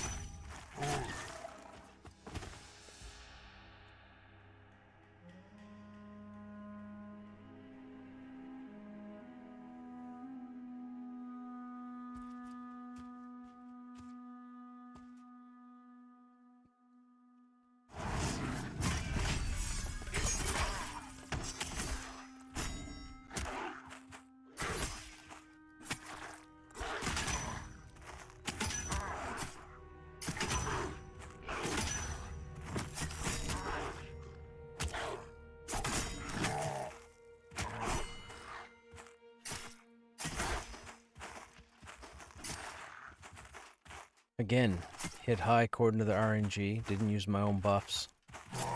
Hardly took any damage. There's Sword and Board is just the be-all and end-all with the warrior now. There really is no point. If you see me running around with the two-hander, I'm not taking something serious. Or I'm using the light source. Which is a shame to say because it's the strongest two-handed weapon in the game. And it's not worth using at the moment. Mind you, I arguably also have the best in-slot weapon in the game for a warrior. That helps.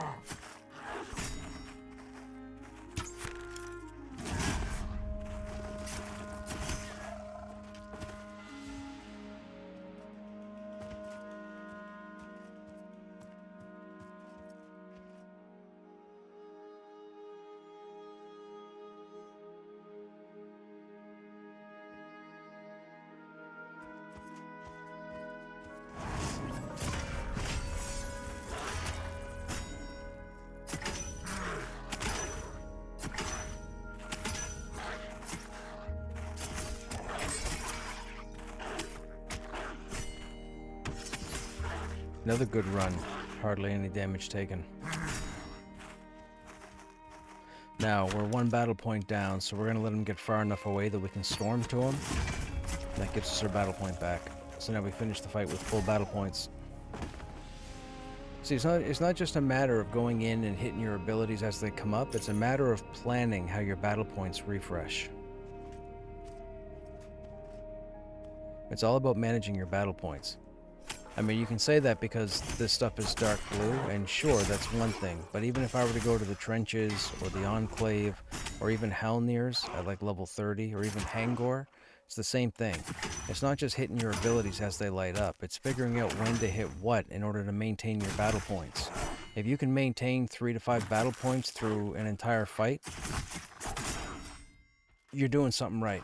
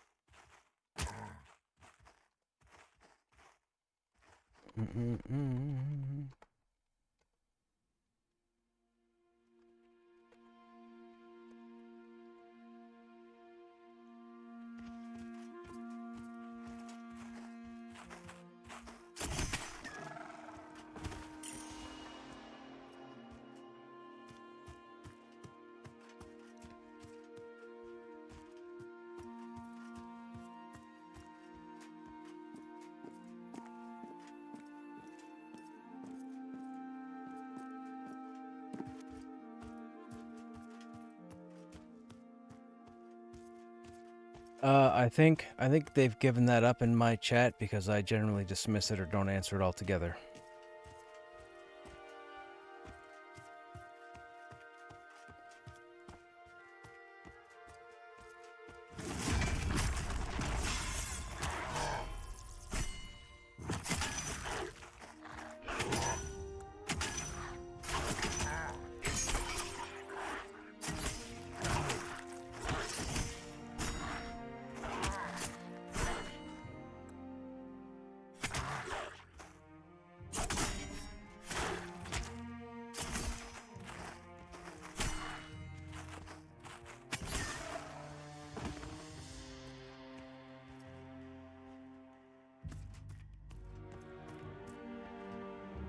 There's always a haze here. You guys see this? Like right here? It's like an environmental wall. Like you can see it's blue and kind of clear, but right here, it's like the smolder kicks in. But this whole area is supposed to be part of this. Well, I guess this is the trench and this is not, so I guess it's the trench that smolders. Or maybe it's just smog. It's probably just smog. You can see it right here.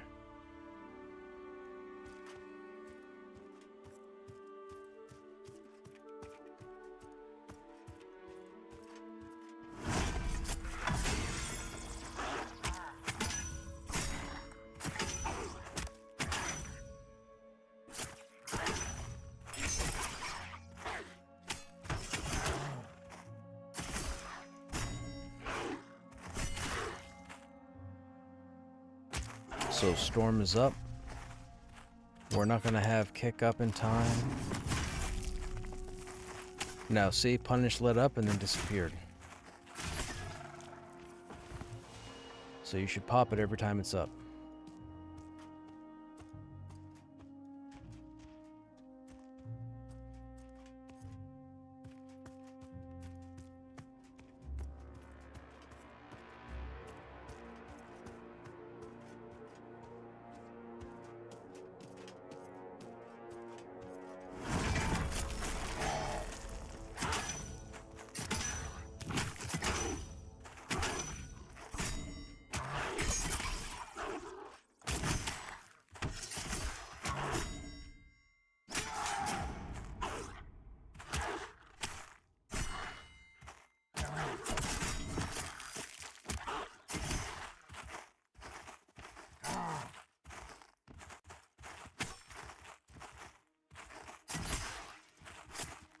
It happens everywhere.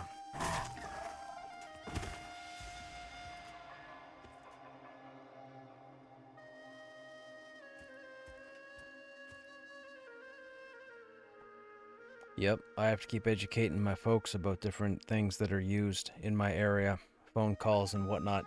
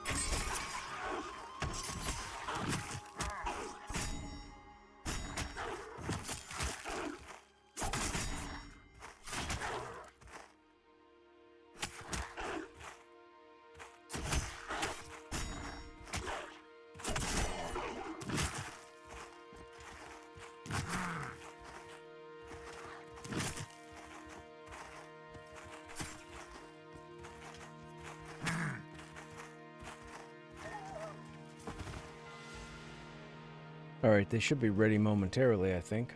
I think they were just doing some crafting or something.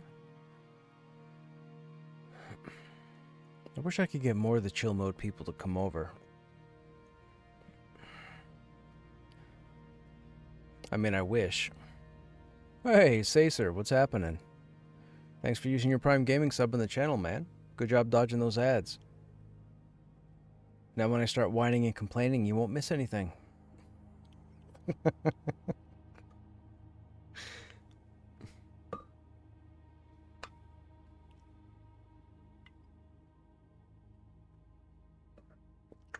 Appreciate the support. Are you a Pantheon player?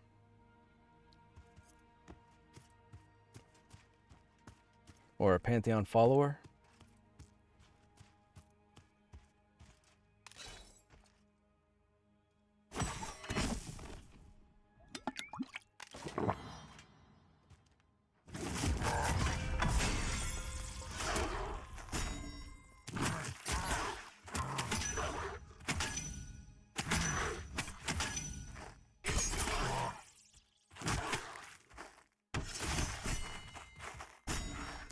That was pretty good. That was some nice high damage right there.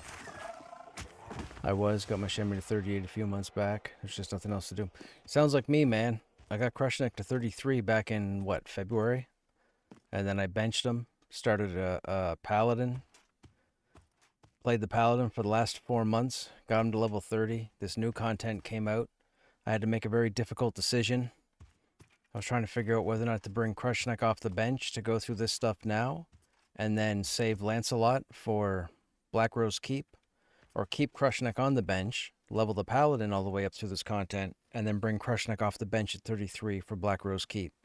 I made the executive decision to pull Krushnek off the bench, so the Pally is going to sit tight for the time being, and then Krushnek's going to go through this Smoldering Trench Enclave content. The game looks dead.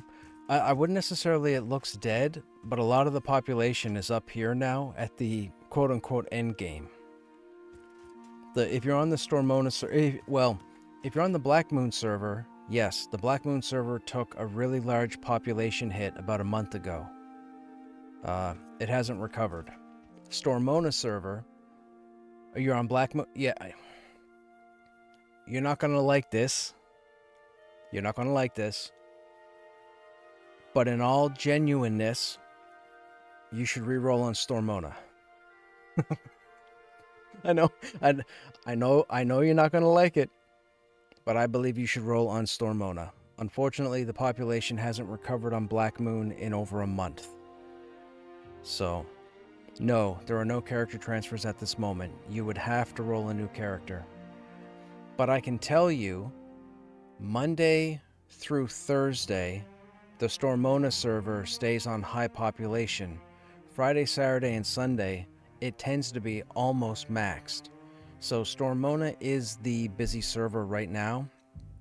And I hate to say that, but if you're going to play the game and you want to play with some sort of regularity and you want the best opportunity to group with people, you're going to want to roll a tune on Stormona.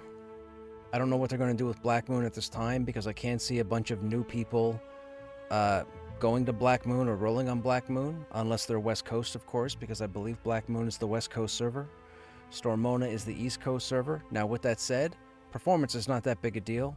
It's more or less the time of day people are available, so keep this in mind. If you live on the western part of, say, North America, the Stormona server can die down around midnight Eastern, meaning people will still be here, but nowhere near what's here in the evenings. So you have to factor in the time zone as well. I would tell you, based on my experience with this server, 4 p.m. Pacific to around 8:30 p.m. Pacific is probably the best time West Coast to be on the Stormona server. That would be prime time on this server, which is great. So if we go in and look at the who all at the moment for the population, all levels, and this is a Tuesday evening, so there's quite a few people playing, and as you can see, the majority of them are grouped, which is fantastic. It's fantastic to see that the majority of players are grouped. But then, of course, you can always search by level. So you're 38, so you'd be perfect here because a lot of people are running through the new content right now, the Smoldering Trench and the Enclave. 38 would get you into the trenches, which is where you want to get to 40. So if we were to look at, say, so you're 38, let's not go higher than 6 levels. What's that, 44? So if we go 36 to 44, which would be your level range, all players in any zone, there's still a lot of people on right now. And there's people looking for group. There's people that utilize the looking for more tag. And you're a shaman. You're definitely going to get picked up for something. Healers are rare right now at this level for the non-established groups. People like me, I'm a hoe. I pass myself around all the time. I group with everybody. As you can see, I'm not tagged to a guild, and that's by design. That's my own decision, because I don't want to be tied to a grouping of people. I don't want to have that obligation in the back of my head when I log in that, oh, I better wait and see what the guildies are up to. This way I can jump in game, jump in somebody's group, jump over into somebody else's group, get to know the population, get to go through all the content. I'm also not one of those individuals that's trying to speed level, so I'm not trying to get to 50 and then end up going through 35 and 40 content as a level 50. I'm here to test the game. So right now we're 42. I'm perfect for the Enclave right now, which is the current end game. The current end game is level 35 to 45, with the trenches running you 35 to 40, and the Enclave running you 40 to 45. Now, if you haven't played since February or March, you probably haven't been here since they changed the consider system for the enemies. So the mobs now have a wider buffer range for you to fight at. For example, I was fighting level 30 mobs yesterday, and I'm 42, so I'm 12 levels higher. Oh, you were there for that? Okay, so here, you could get to 50 by killing level 35 content. You just have to kill a billion things, that's all. So it's possible to do so now as opposed to before when stuff would start to go light blue and green.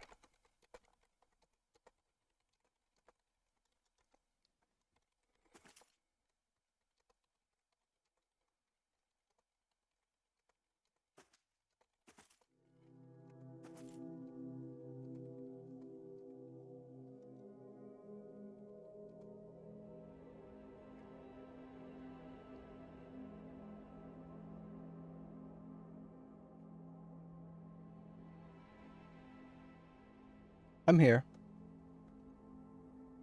Oh, you guys are on Shard 1? I'm on 0. Oh, yes, right. Krushnek's untagged. Lancelot's tagged.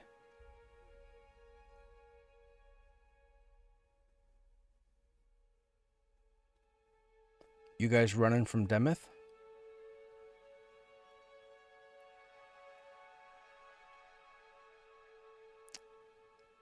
According to my Who list, you guys aren't here.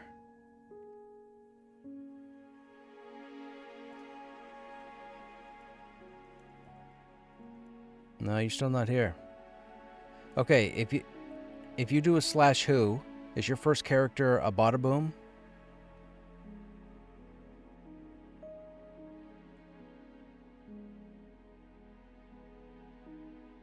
If your first character is not a Bada-Boom on the Who list, we're on different shards.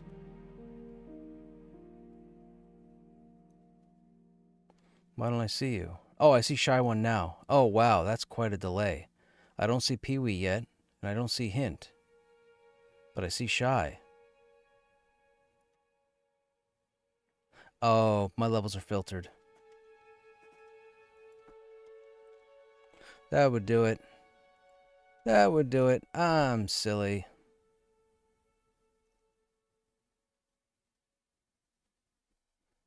Oh, no, Hint's not.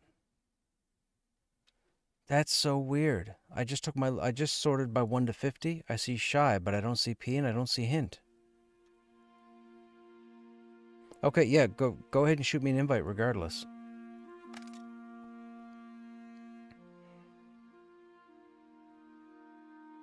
That's weird. Why can't I see 2 of my... Okay, whatever. I don't see them on the player list. They say they're here.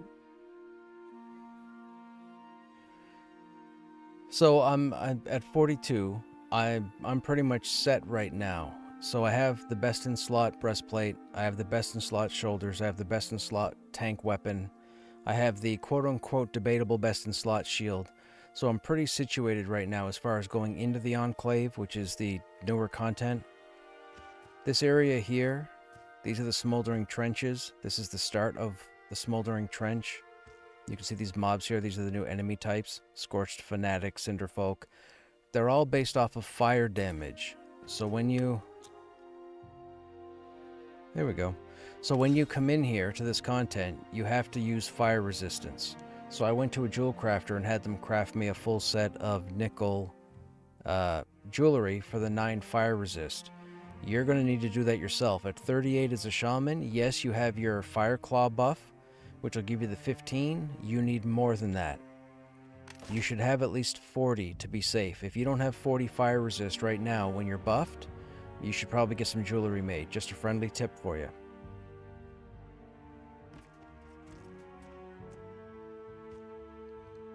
That's the entrance to the main fort, to the trenches. I'll show you this real quick if you haven't been out here.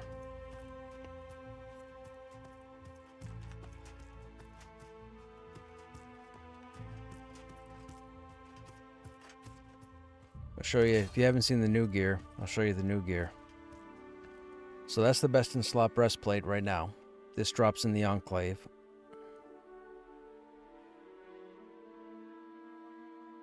It's a little ridiculous on the stats because of the way it now before you start looking at it and going, holy crap, that's crazy high. Remember, this is quote unquote the end game environment right now, and this game is being designed so that we have to worry about multiple stats now. I don't know if you've been following up since like 2 months ago, but when they brought this content into the game, they changed the way our characters work, all classes. You're now going to have 4 different stats minimum that you're going to have to worry about.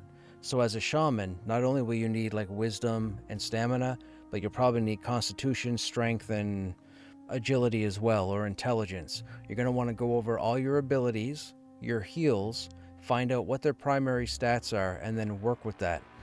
And I say that because I used to have 50 strength, 50, with buffs, food, everything. They went and took all the warrior abilities and switched us over to agility. We never needed agility. There's no such thing as agility on plate armor before this content. So agility wasn't a thing. Now it's a thing. And that's why my 5 main stats here are as high as they are. Because now I have to concern myself with 5 different stats. So everybody has to do that. Shamans will do that. Clerics will do that. Paladins will do that. Druids will do. Everybody will have multiple stats to worry about. And that's by design.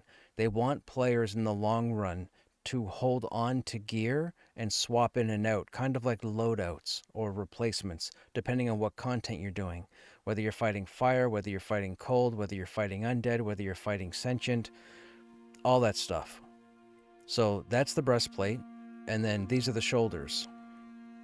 And as you can see, these shoulders are very high in agility and dex on purpose, because as I just mentioned, pretty much all of our abilities as a warrior are on agility now. Now the issue is, the other gear I have doesn't have agility. The legs do, because the legs come from the wyvern. That's the only old world gear I have with a bunch of stats on it. Everything else needs work. I still have like the Hangor trash gloves. I need new gloves. I have the Hangor trash bracers. And when I say trash, I don't mean garbage. I mean trash as in it doesn't come off any name. It just comes off random orcs. These boots dropped out in the trenches. 44 AC, which is crazy. Almost as much AC as my breastplate. But as you can see, there are negative stats on those boots as well.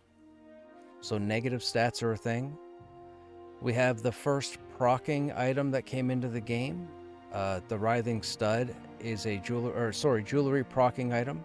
It has a damage shield or a damage proc that goes off rarely. It's part of this weird buff here called It Lives. So when I take that off, It Lives goes away. So day one, when I got it, I was like, okay, it's got a blurb underneath it. I'll read it. You read it, it talks about how it looks pretty innocent, but it seems like you hear some kind of a wailing sound or what have you for whatever reason. So that was my hint, or the hint to me, that this earring did something. So I put it on to begin with, and then this icon popped up, and I thought, that's a weird icon. So then you read it, and it says, It Lives. At times, the cantankerous keening carries a voice as something lashes out faster than the eye can see to strike at your aggressors. Now, I didn't think it was damage at first. I thought it was threat because they used the word aggressors, right? Aggression is threat. It's not. It's a small damage shield that has a chance to proc every now and then based on damage taken. So it's actually pretty cool that these are actually in game now. But as you can see, there's more gear with negative stats. Like this necklace right now, it's pretty solid for the fire resist and the physical crit. But as you can see, it drops our nature resistance by -12. So down here, we have -12 to nature. So that's not necessarily a good thing if we happen to start fighting stuff with nature. We're going to have to take that off or take any other pieces off that negatively impact nature and swap them out with pieces that protect against nature and that sort of thing. And again, when you're dealing with 10 different resistances, people are going to be carrying some gear, which is interesting. Anywho, I should go over with these guys because these guys are waiting for me. I gotta give these guys a hand now that we can group together.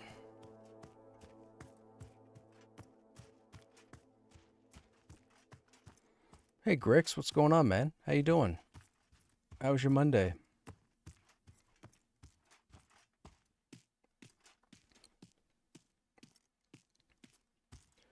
You're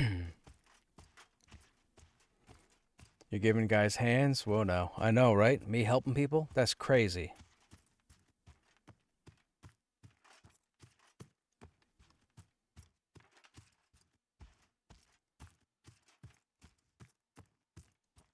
Did you guys say Merle was on? What's he doing?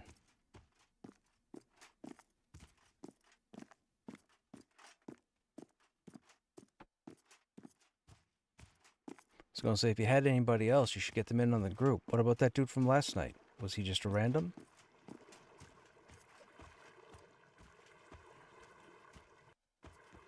Gotcha.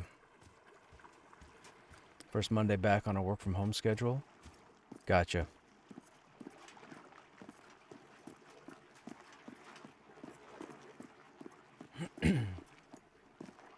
Wait, when we had the chess piece drop?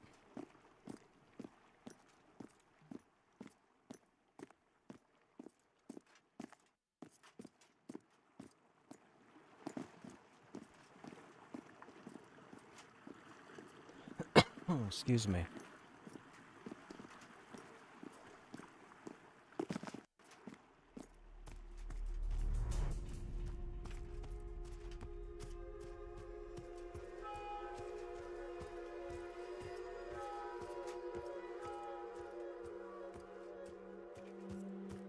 These guys should be right around this rock.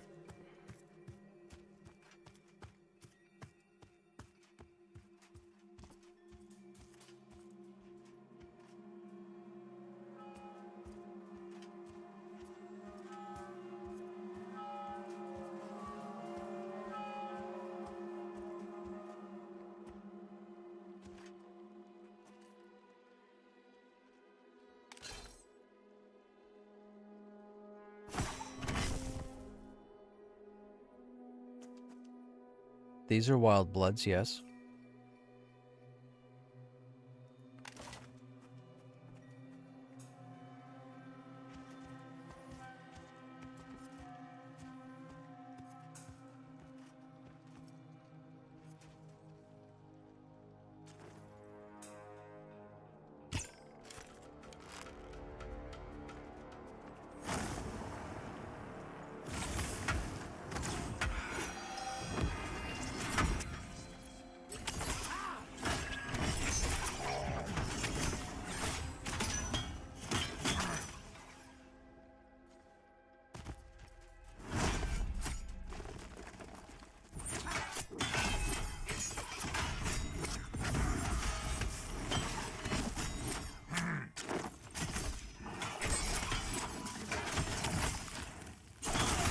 Oh, I gotta put mocking back on.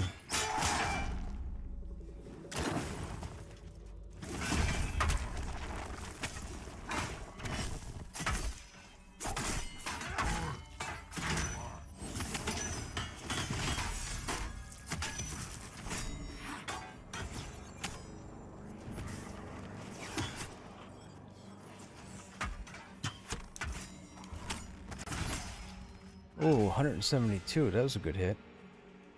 I gotta switch.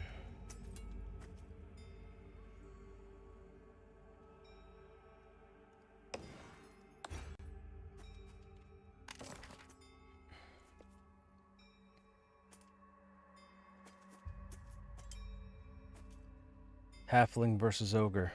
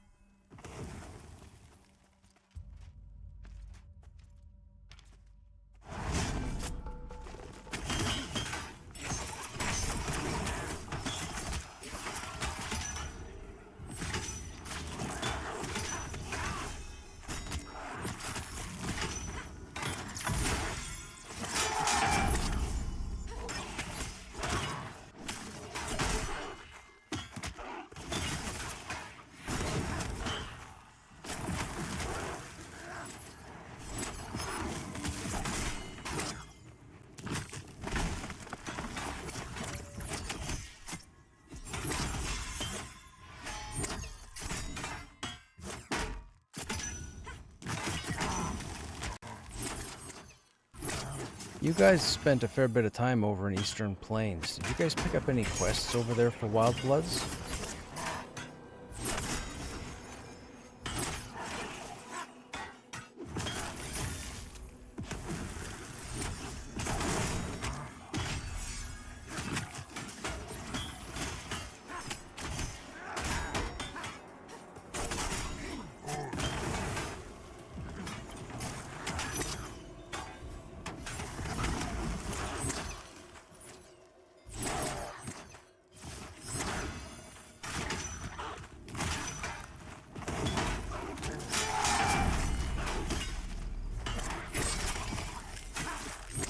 Yeah, without the caster DPS, these guys are going to be tricky.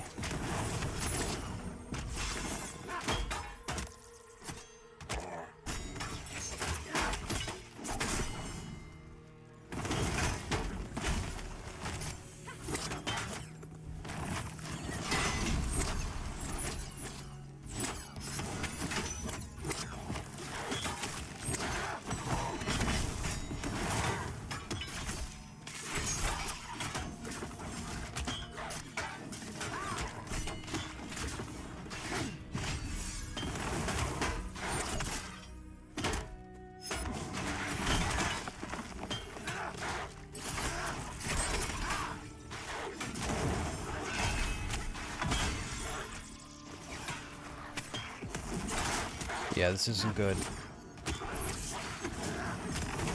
We're not consistent enough to interrupt this heal. There's a heal going off here called Verdant Seed or something. The mob keeps healing back up to 80%. There it goes again.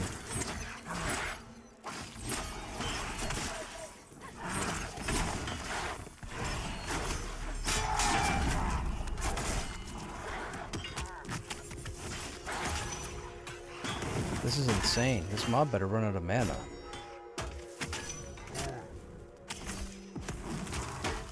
Like, this mob is dark blue to us.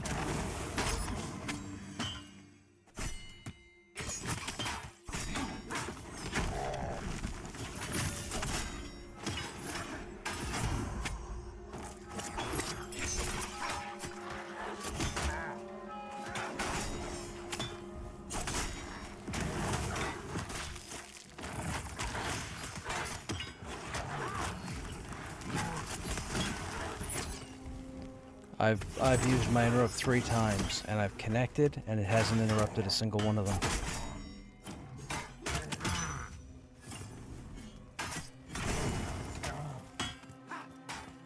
That's crazy. That's ridiculous. I didn't know this was a thing. That is crazy. That mob is dark blue and ran us out of mana before it ran out of mana.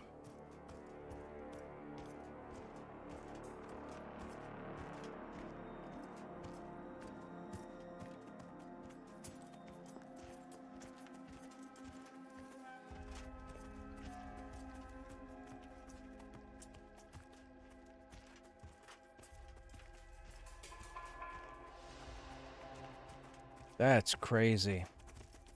Anybody have a tune around 35? Want to get some XP with us? That shouldn't even be a thing.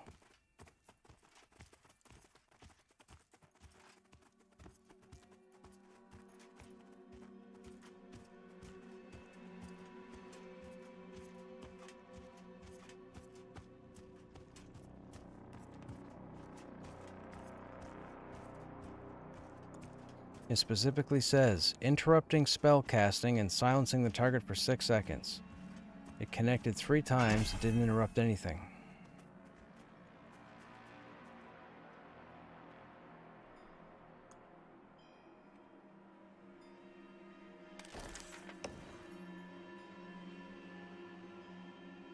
No dark blue mob in this game should cause a group of 4 to run off aggro.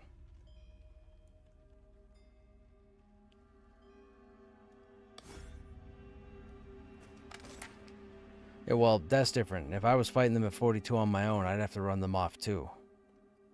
But there's no way the 4 of us can't take out one of these guys with their heals. They should have run out of mana. Instead, they ran 3 of us, well, 2 of us out of mana and 1 of us out of hit points.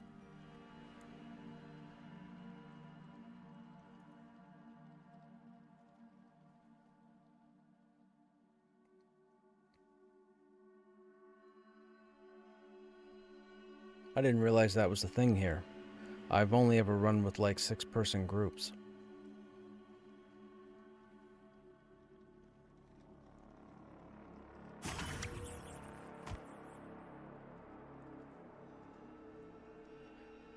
What does that root collar con to you, hint?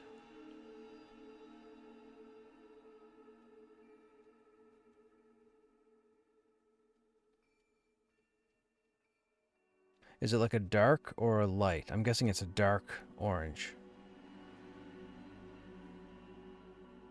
So it's 33 then. Because it'd be dark blue to Pee-wee and Shy.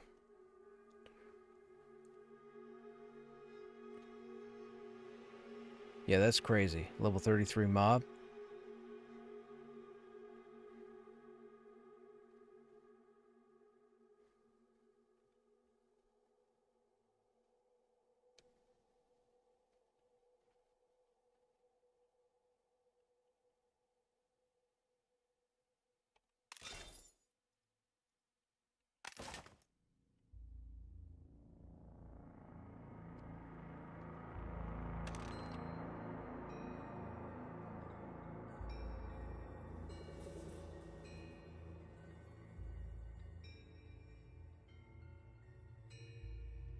You guys said Merle was in town? Was he coming over here or was he not coming over here?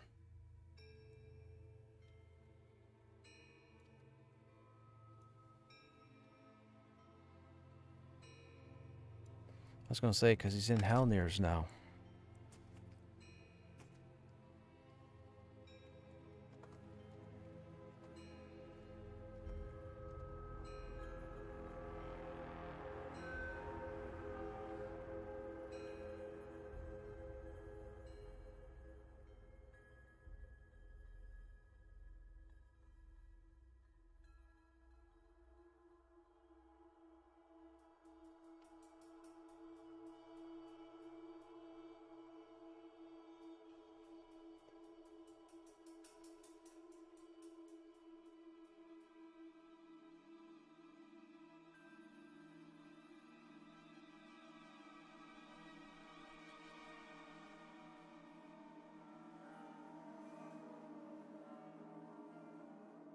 No. Crush ain't doing the trenches. Crush only cares about the Enclave.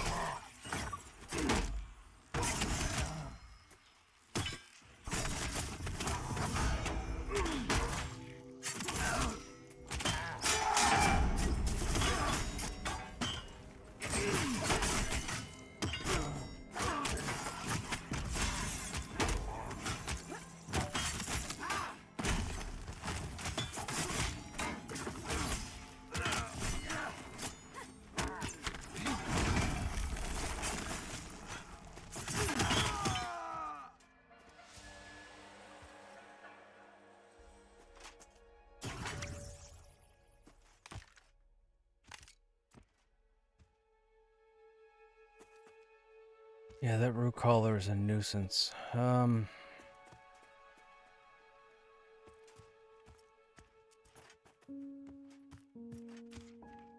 he went after that raider. Okay.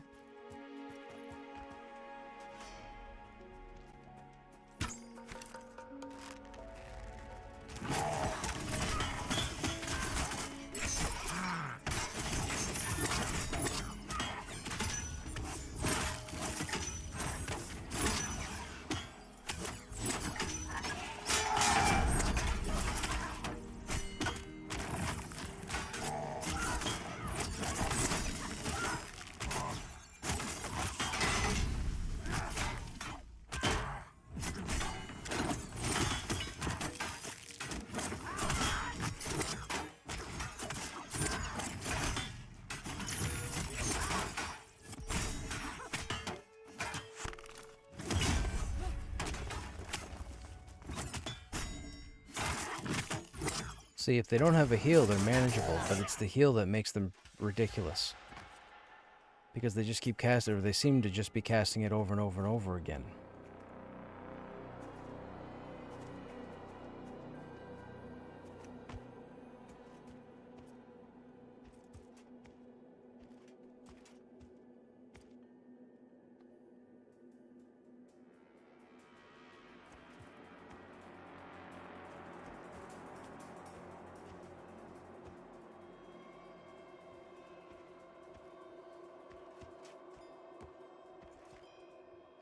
Pull another root collar and let's just experiment.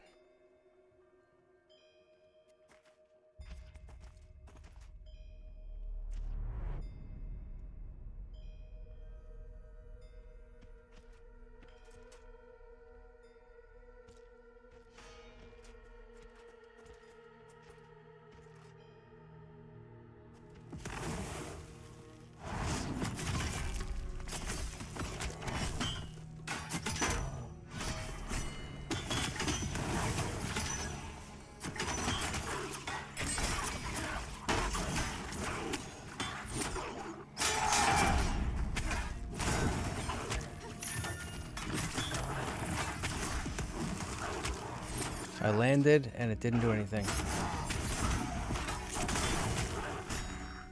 It has to be a spell. Why am I not interrupting it?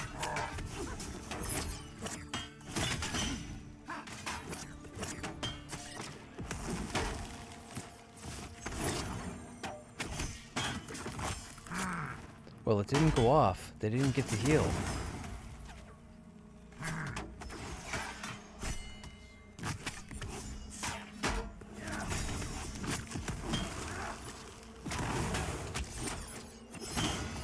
Yo, that seed when it goes off. You guys didn't read the ability, did you? It says it absorbs damage. When they cast seed, stop attacking.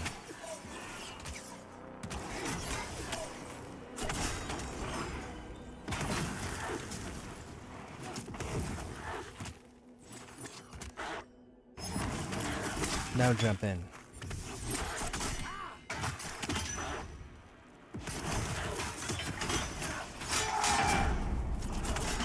Turn off, turn off, turn off, turn off, turn off.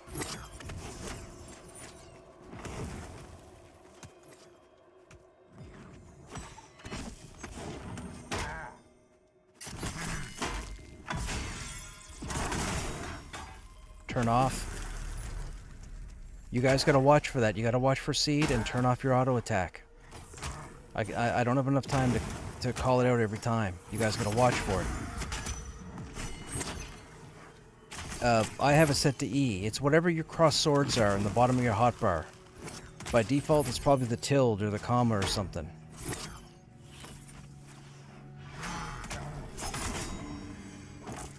Yes. When you're attacking, it's blinking red. When you're not attacking, the swords don't cross and it stops blinking red.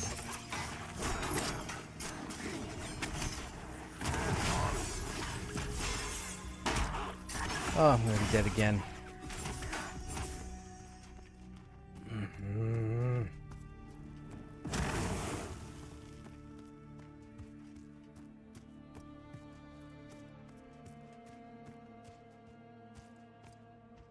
I was led to believe that was a heal, like a spell heal. I didn't know it was a reverse damage shield.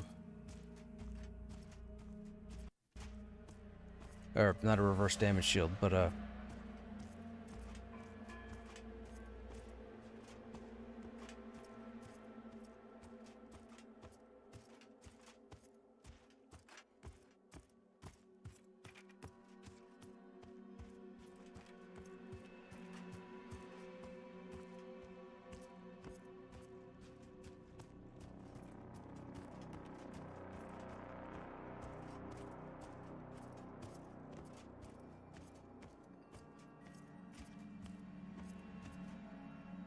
I'm just gonna have them pull another one. We're gonna have they're gonna have to get it worked out. We're just gonna have to get it worked out.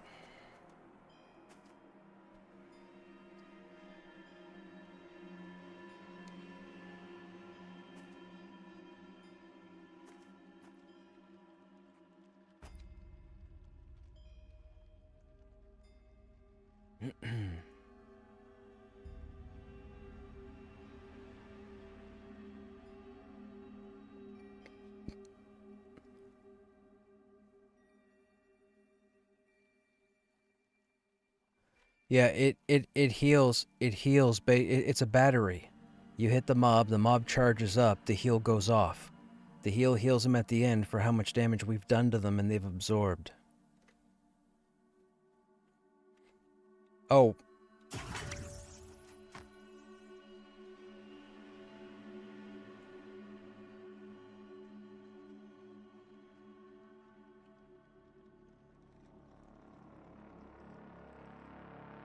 It's all damage. It's all damage. So if Hint hits him with a spell... Yeah, but if he...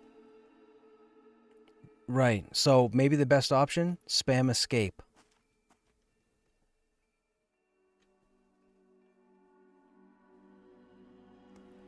If you target something right now and hit escape, you lose your target.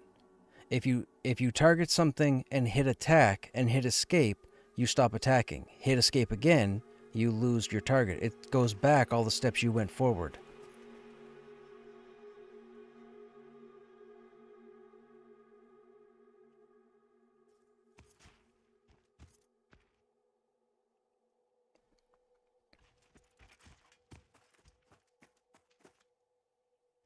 All right. Pull this root collar. We're gonna need practice on this.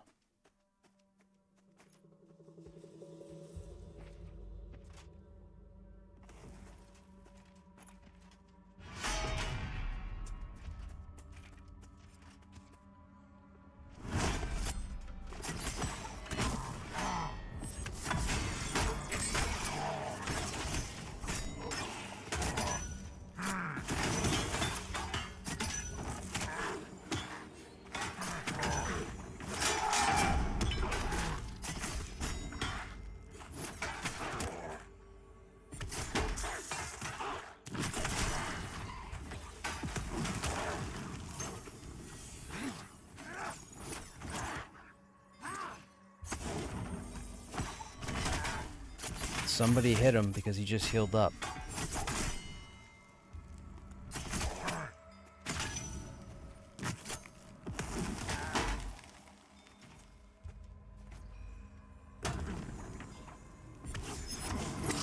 Healed up again.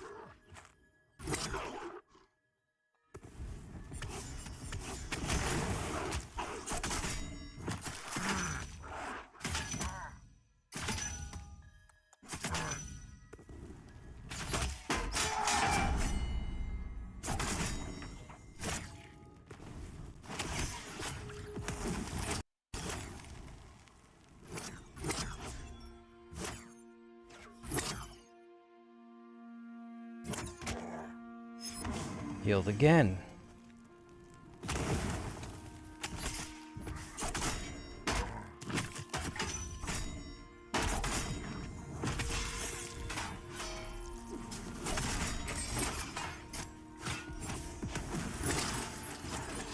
Oh, I turned off my attack. Alright, I'm gonna try losing my target.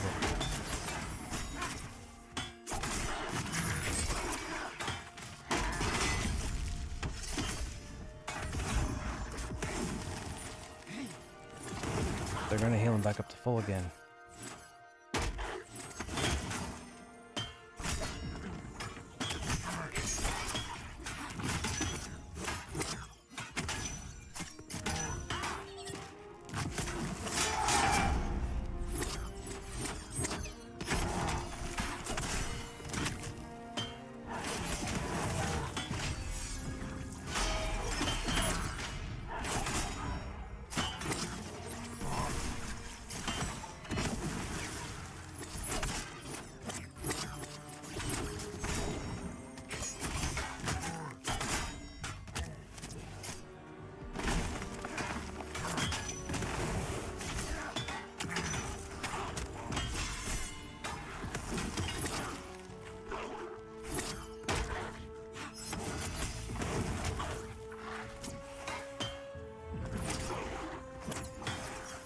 Okay, I'm gonna run this off. We're gonna do something different.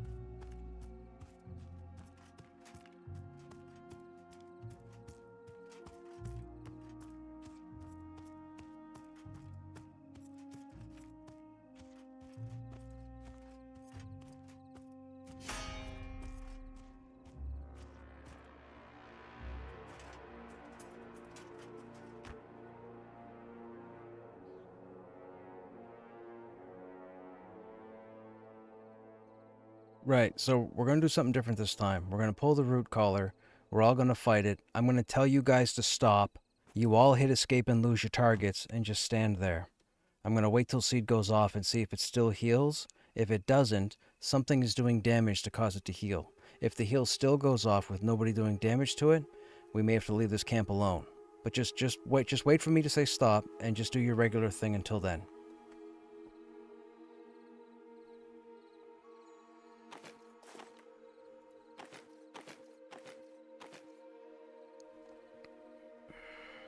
We gotta figure out, if it says absorbing damage, I'm pretty sure it's gonna turn it into a heal based on the damage it soaks. That would make sense to me, as opposed to just being an invulnerability and then healing at the end. Can you heal me up to full, Shy?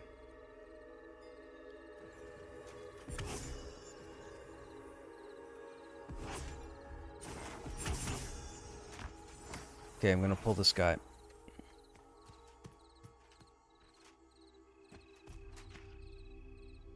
Oh, actually, hang on. I'm gonna body pull. Come on.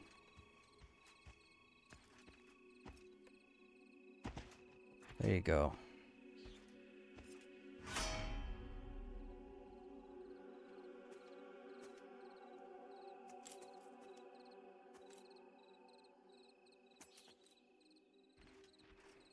I think that might get 2.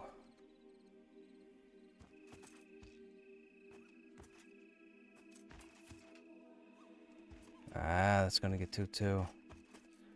It's the Seed the Druid spell. That's what I'm saying, Vol. That's what I'm saying. That's what I think it is. These guys are saying there's no damage being done to it, but there's clearly something being done to it.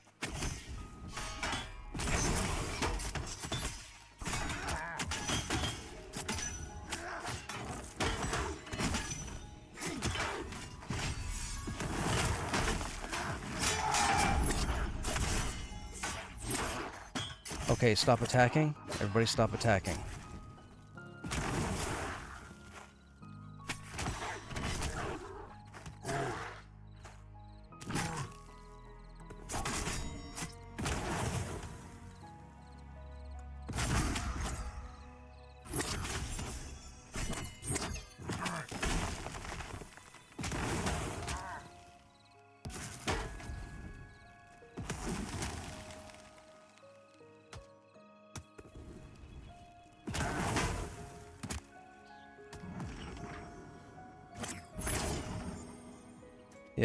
Yeah, the heal still goes off.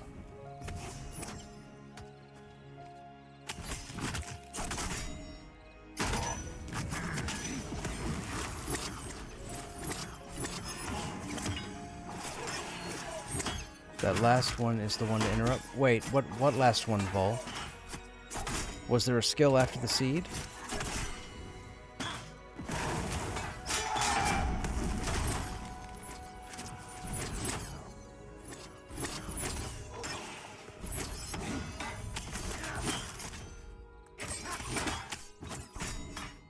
Because we're all hitting. interior seed.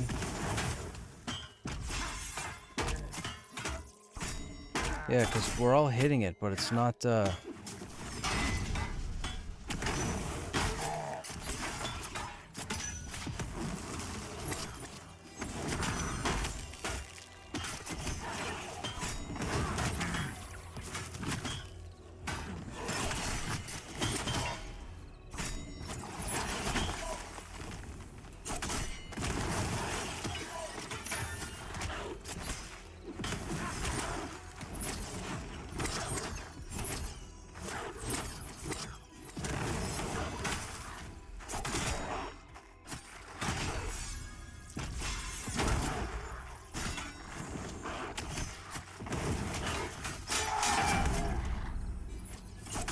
yeah, it seems to be a DPS race. That's unfortunate. That null and voids this whole camp with the 4 of us. Which is crazy. I gotta run this guy off again. That's nuts. That's nuts. That can't be right. None of the interrupts were working. The Dire Lord's interrupt wasn't working. Mine wasn't working.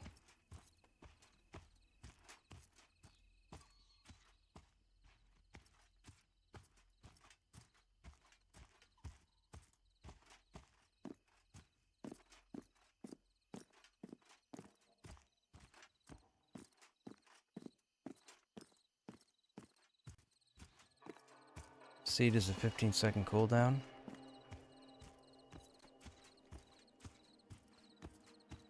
Yeah, if we were buffed, it'd be a different story.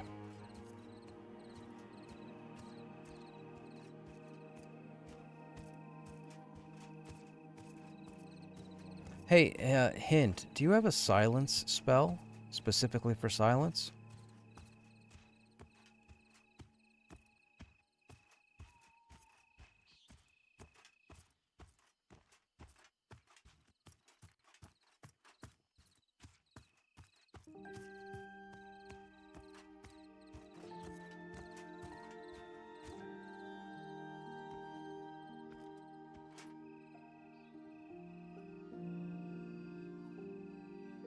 What does the wording of the skill say?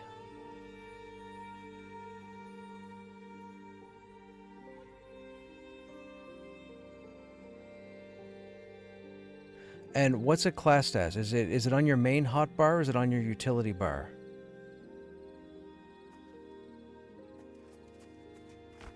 And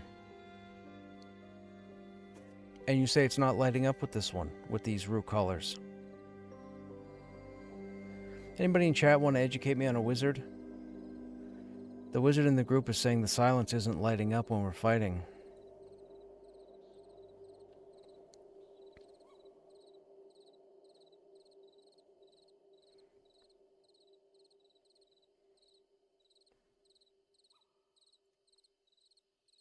Yeah, I'm thinking the enchanter has the benefit of having I think it's hush. So the enchanter is able to stop the seed, no problem. Enchanters can stop most abilities of significance. For whatever reason, ours just aren't working, and I can't figure it out because my shield bash specifically says, and maybe the wording is wrong.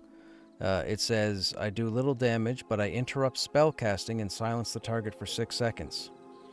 But every time I've hit 4 times now tonight, and it's not canceling that seed. For whatever reason. Yeah.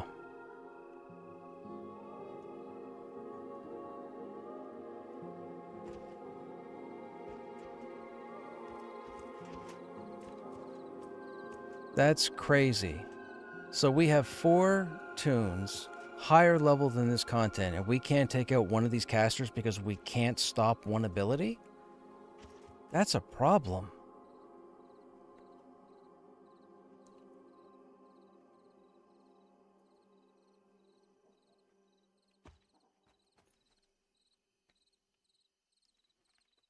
Where'd who go?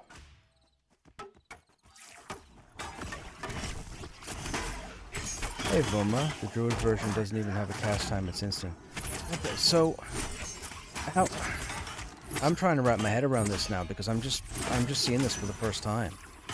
How is a non-6-person group supposed to get past that one mob type when every other mob type here can be killed, no problem? But that one ability can't be stopped by 4 different people.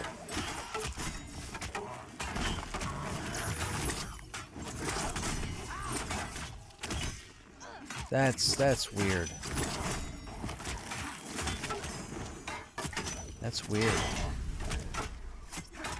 That shouldn't be a thing.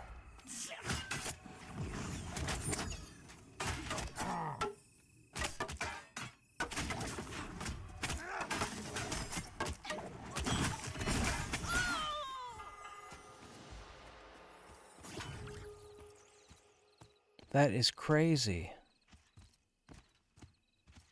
Maybe he must have been pulling those to help us.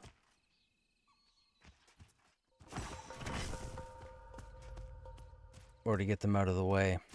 That needs to be addressed. That's ridiculous. That's got to be the dumbest thing I've seen in a couple of months.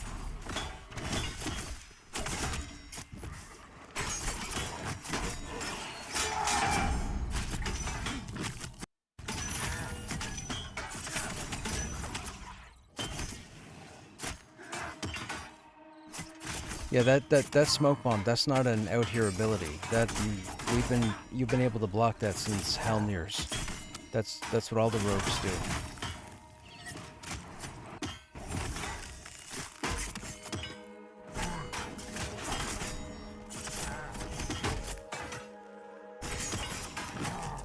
That is so weird.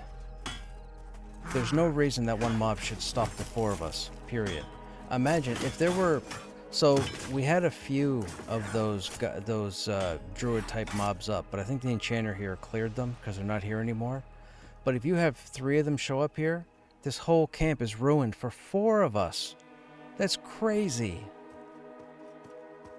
That's crazy. That shouldn't be a thing. Whatever that seed is.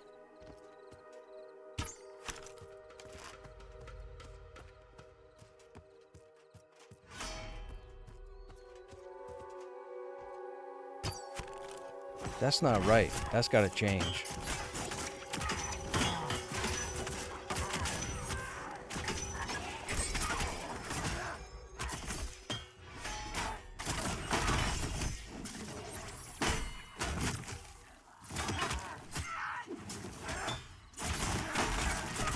Okay, well, we have more DPS now, so it's not an issue, but we shouldn't need 5 people above or at level or above level to do this content and have one mob ruin it for everybody.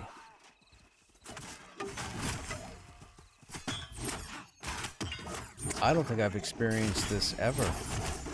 I mean, we used to have a situation months ago where casters, like level 20 and below, had permanent spell haste, and they just kept nuking over and over and over again. That was a thing. I've never seen this until now. I've never seen one mob stop a group under level.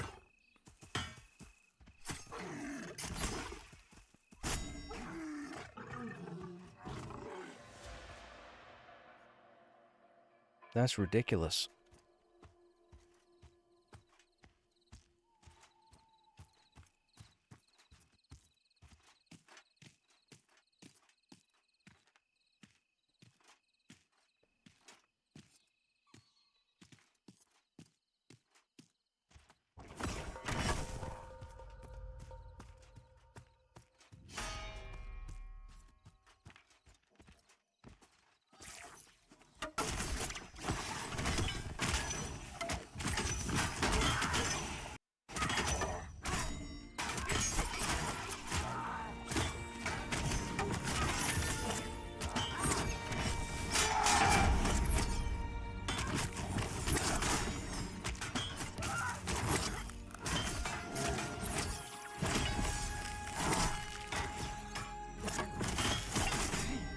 Sounds like a glitch. Maybe the ability is missing this setting that flags it as a spell. It could be counter. Could be. I just think it's weird that there's 3 of us here and none of us can interrupt that ability?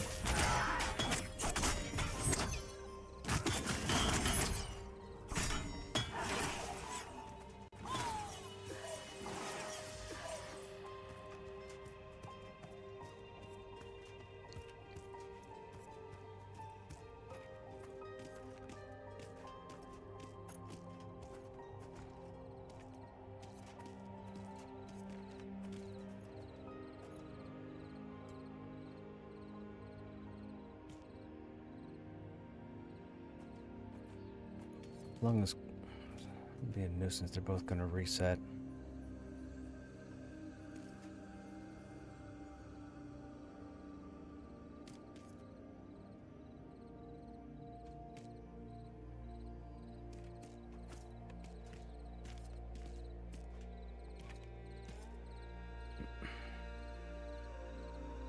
Why are you taking short steps, man? Long step towards me. Get out here.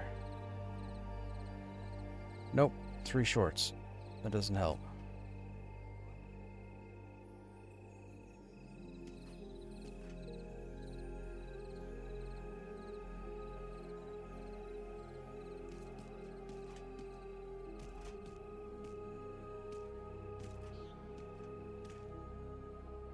There you go. Now take a long walk towards me. That should be long enough, I think.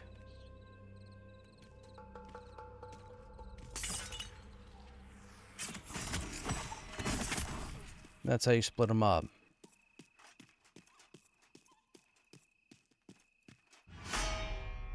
I'm an all-star. You won't find anybody better, chat. Sorry, it's not gonna happen. I made 2 enchanters the other night almost fall off the chair because I couldn't believe how well I could split this shit. This is my jam.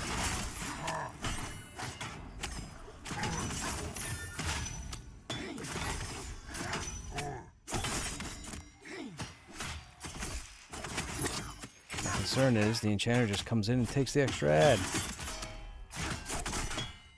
Long, what are you doing?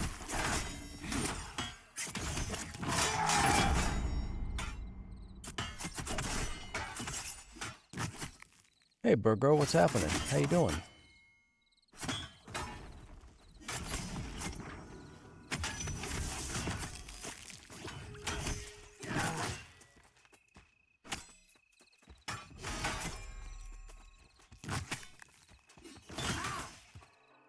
I appreciate your level of humbleness. I know, right?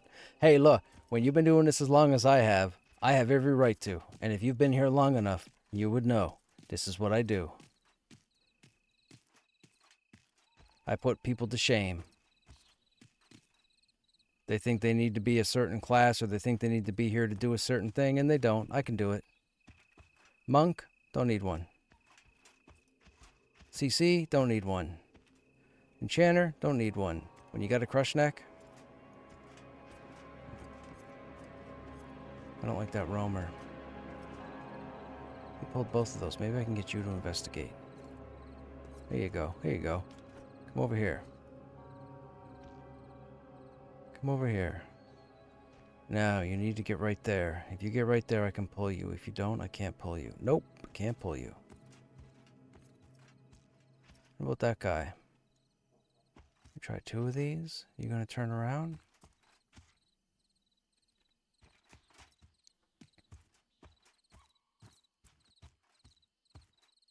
You're gonna go back up the path, so we're gonna grab this guy when he turns around.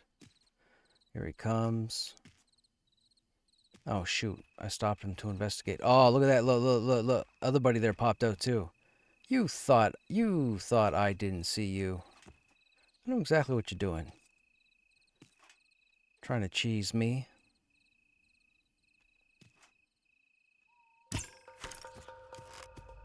Hey Crush, you're an all-star. Get your game on. Go play.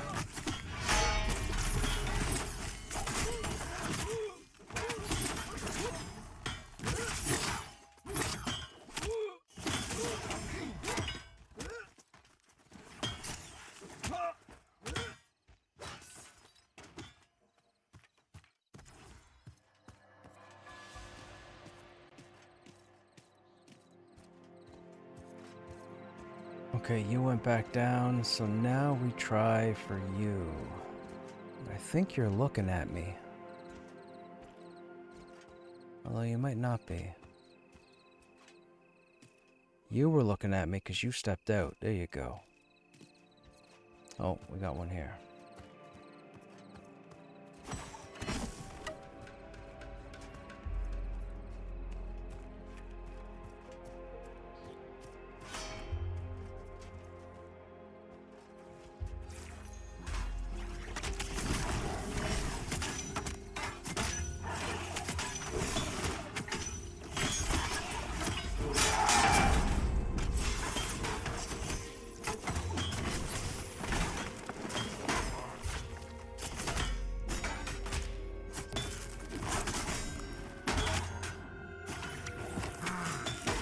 You're telling me you know? Yeah, a monk. Don't need a monk. Not when you got a Krushnek. I mean, I'll take him, I guess, if I have to.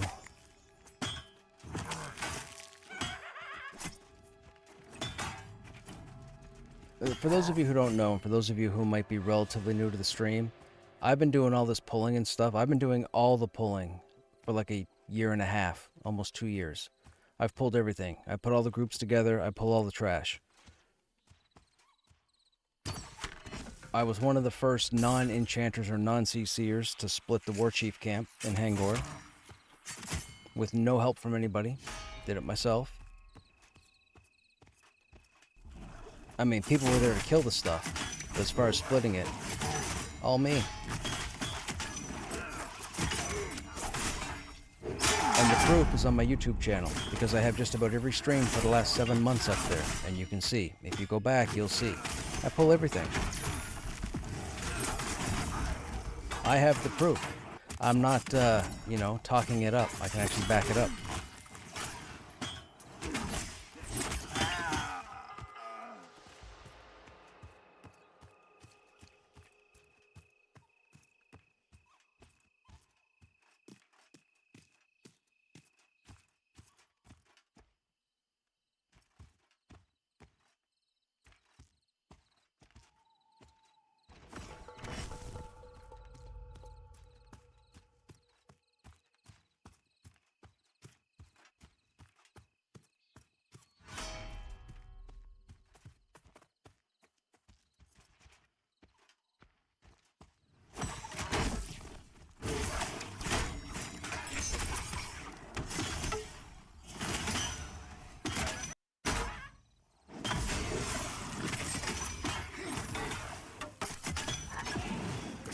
Pulling is 100% one of the most important skills. You're an outlier in the skill, though.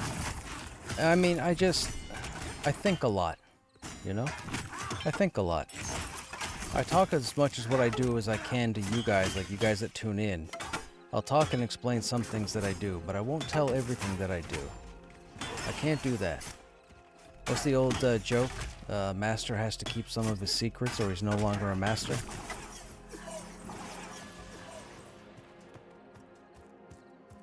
I got viewers who actually learned how to pull from watching me. That's pretty cool.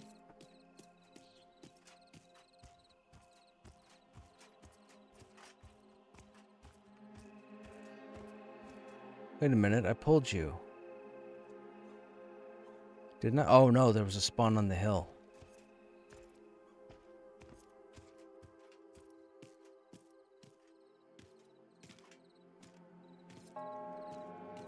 You need to come out to there. You come out to there and we'll dance. You don't come out to there and I'm not going to dance. Beautiful. Hello. Come with me, my precious. Now the enchanter goes in, now that I've pulled everything.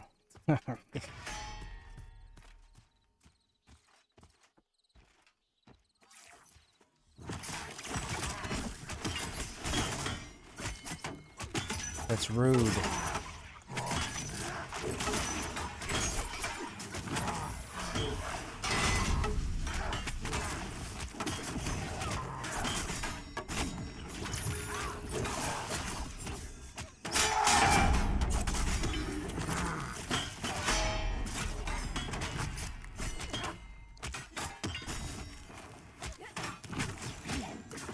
When I play Paladin, I pull like you. Okay. Yeah, well, Paladins and Dire Lords have the yoink. I don't have a yoink. If I had a yoink, forget it. I'd make it look too stupid. But I don't have a yoink.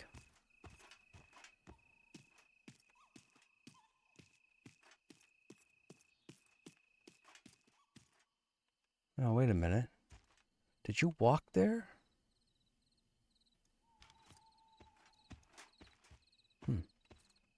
I think dude pulled that one. You gotta turn around and walk back. Oh, he's not facing. Ah, hello, Howler. Who walks out here first?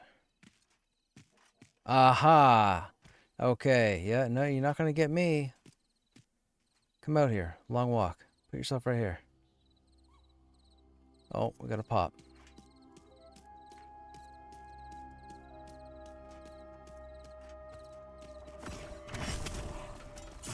Well, now we have two.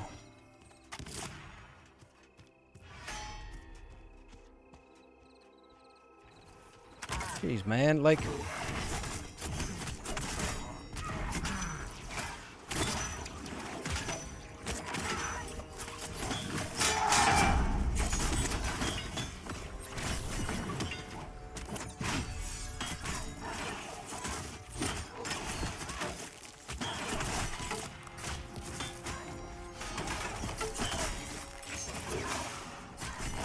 I can't wait they better nerf the Enchanter pet. That's all I'm saying. They better nerf the Enchanter pet. That stuff is... that's...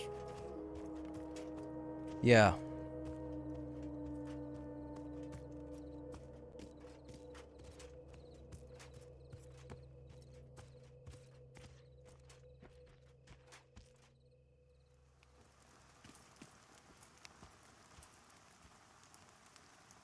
Why is he facing away? We might get two. We're gonna get two. Yeah. We're gonna get two. We're gonna get two here. Just burn the raider.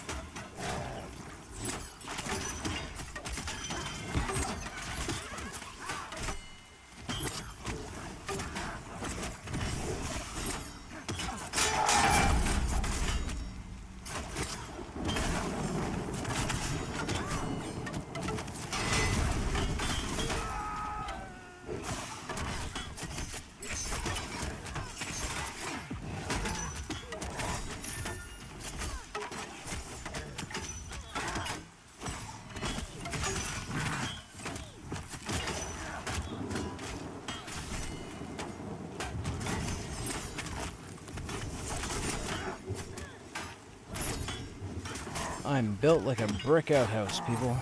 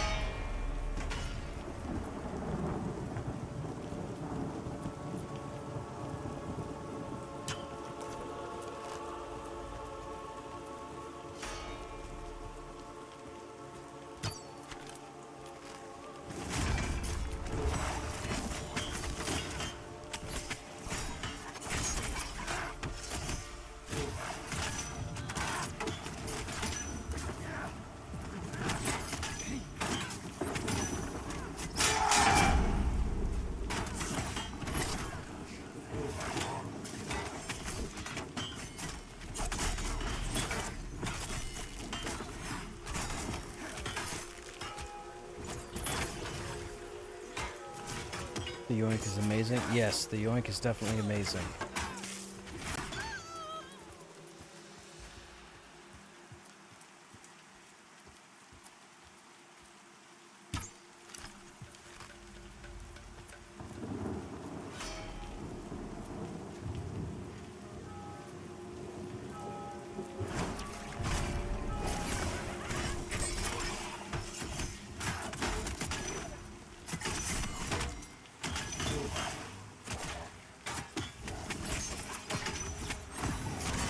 Did some goblin killing in Wild's End with your paladin druid earlier. Oh yeah, right on. That must be a pretty cool combo. You got the heals for the paladin with the wrath, and you got the heals from the druid, the damage shield.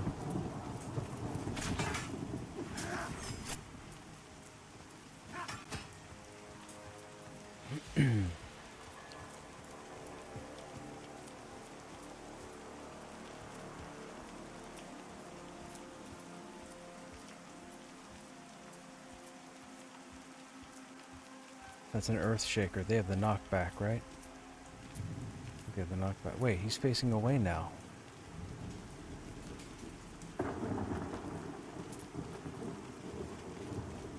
Who's...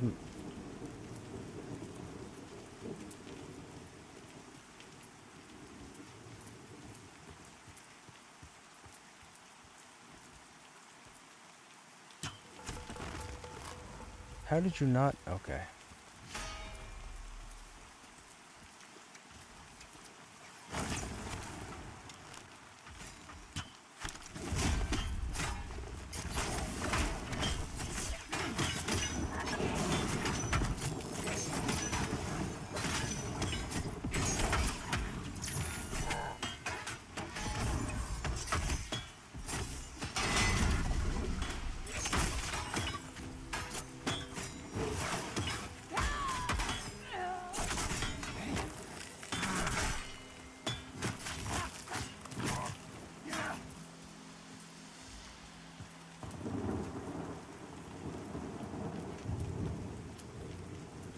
Testing coming.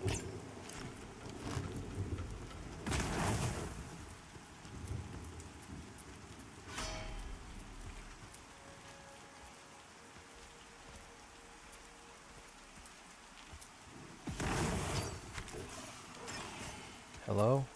Oh. Rude. Didn't storm earlier.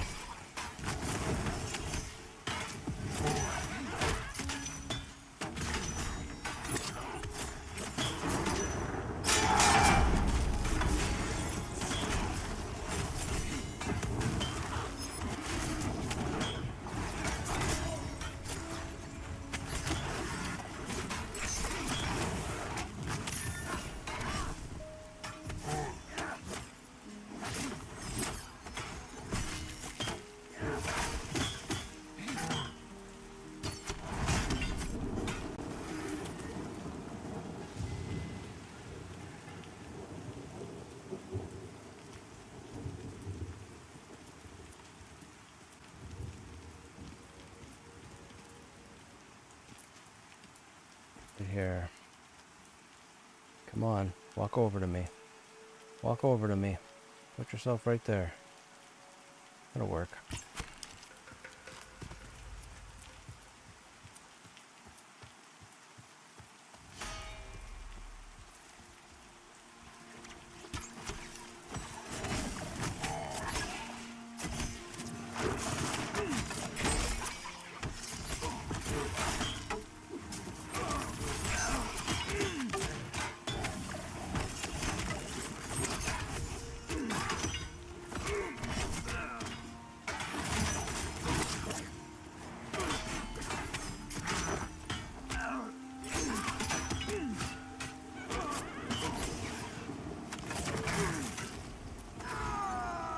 Yes, you do.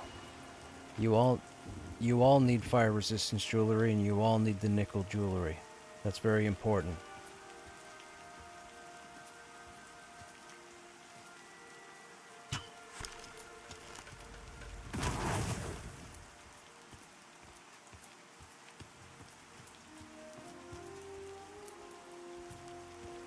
Any of the tier 3 ore nodes have a chance to drop nickel.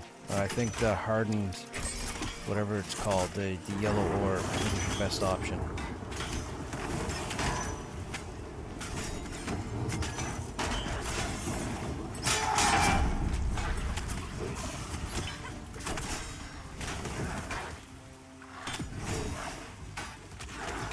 Yeah, with the amount of harvesting you guys have done, you guys should have some nickel in the bank. And if not, break down whatever ore you have to get the nickel.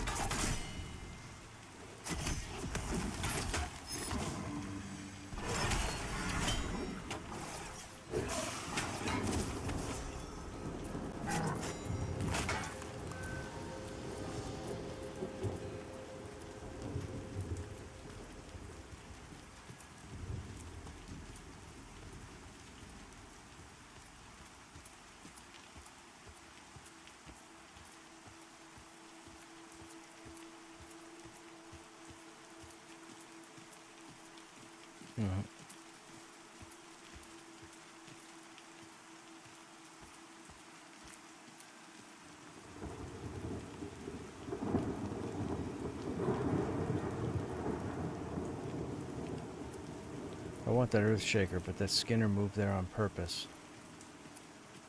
There you go.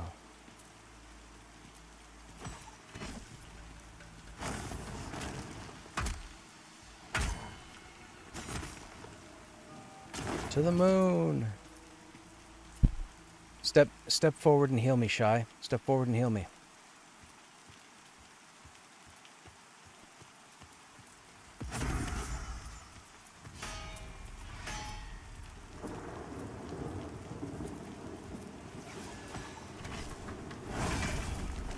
Sorry, Merle. Go ahead and continue what you were saying. I just wanted to make sure I didn't die.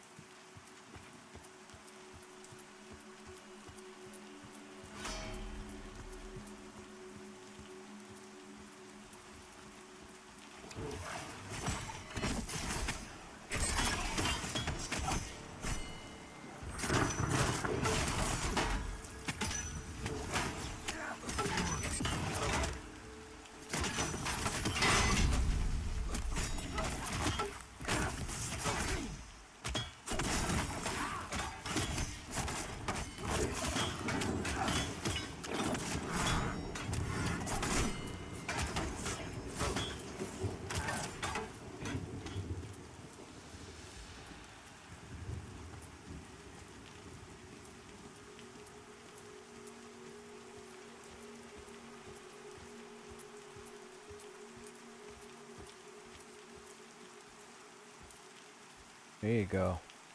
Come out here. No, don't get stuck behind that cage.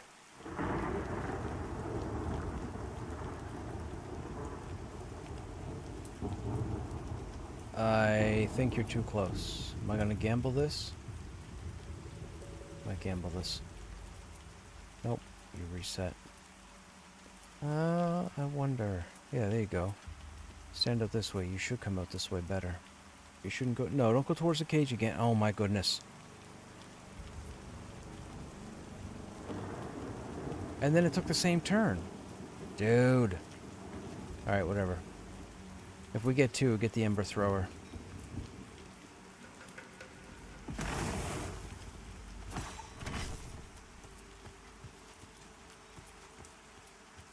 Well, it would have been two healers then, because the other one was a root caller.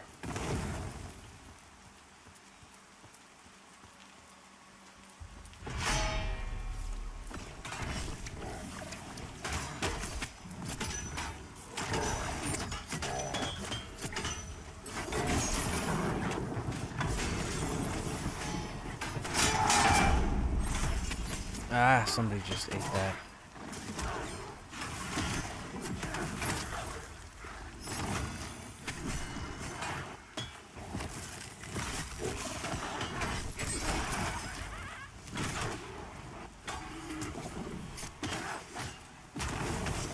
There we go.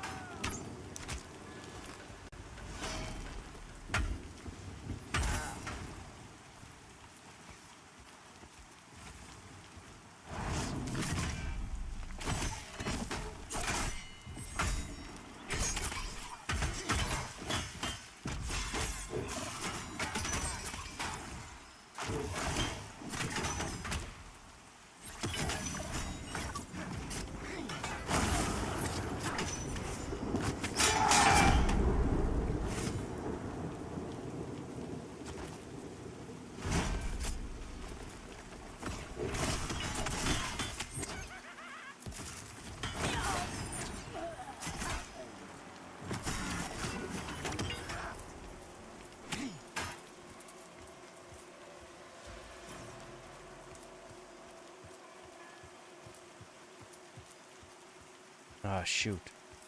I let two of them respawn.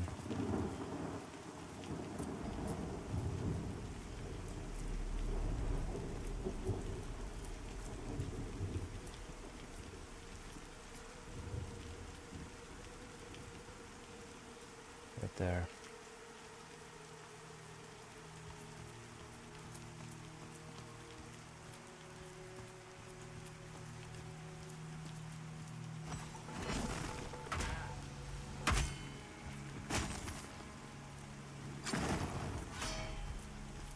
Planned that all along.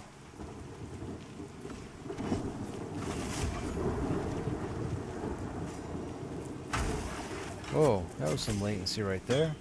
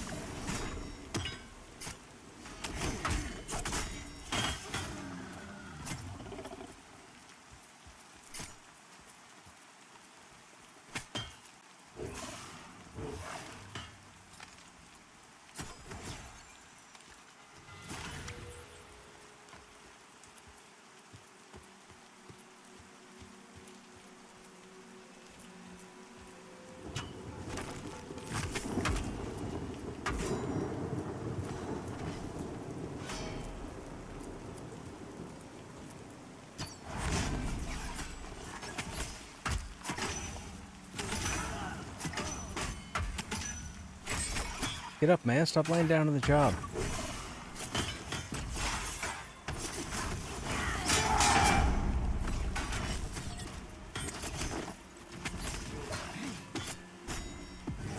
Heaving earth. Heaving earth.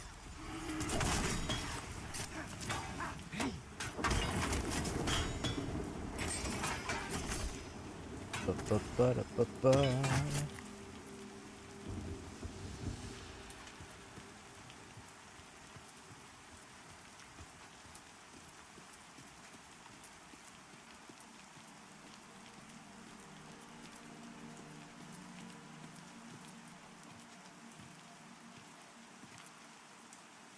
Nothing obstructing. Yeah, there you go. There you go.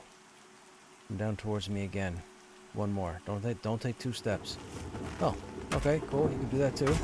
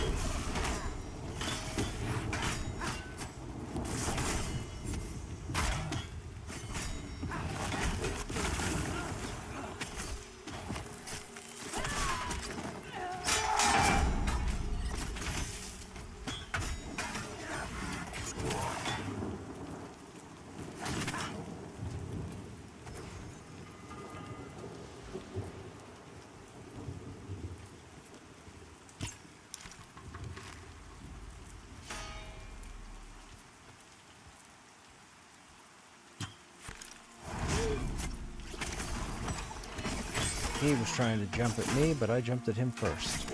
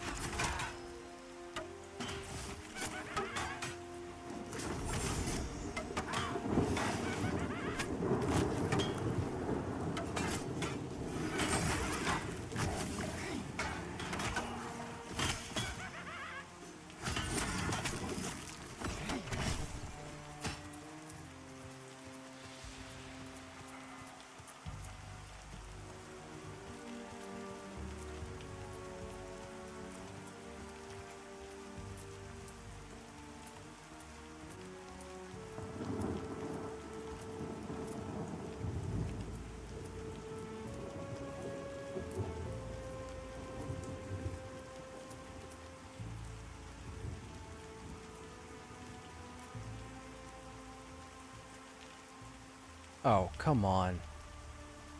3 short... dude.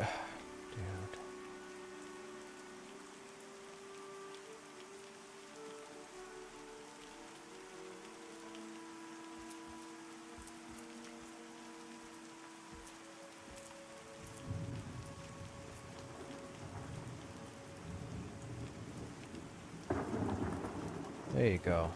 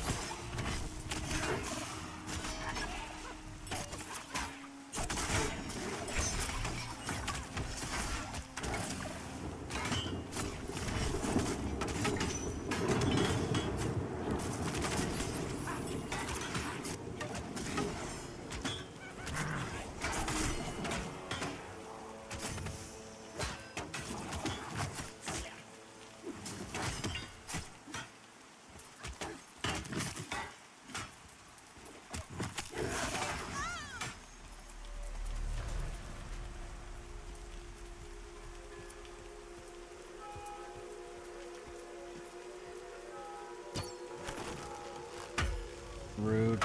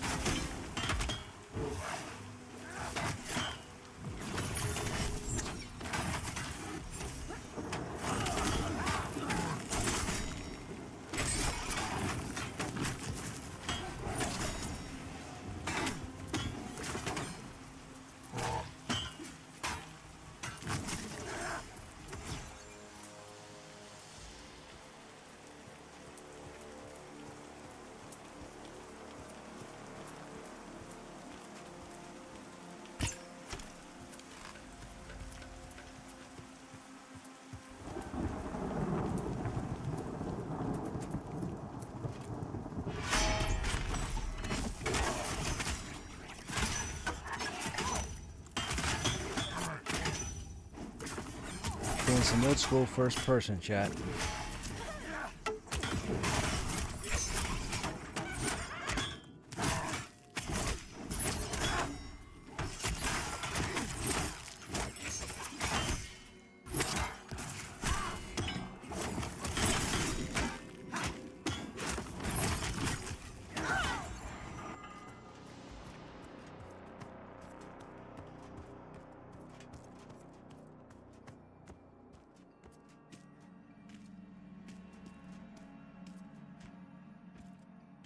Come on, dude.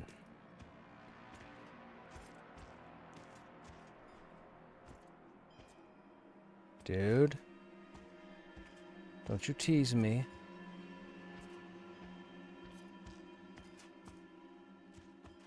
Okay, or you can tease me. Any closer and it's instant aggro.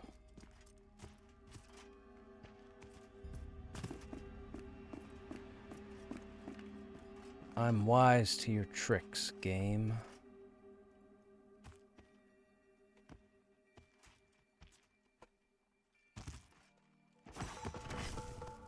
Bum bum ba da da da.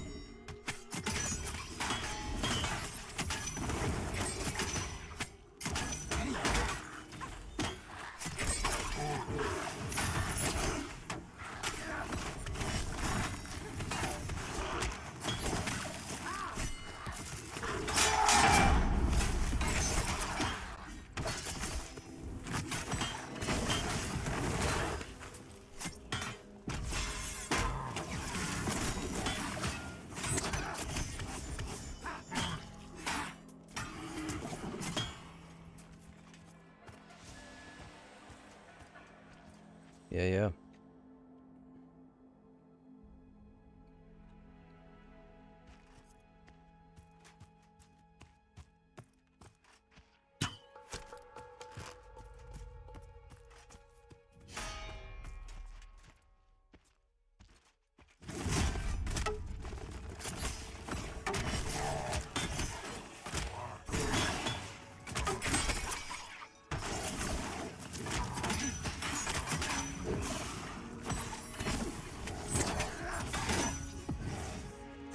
All these guys are dual wielding.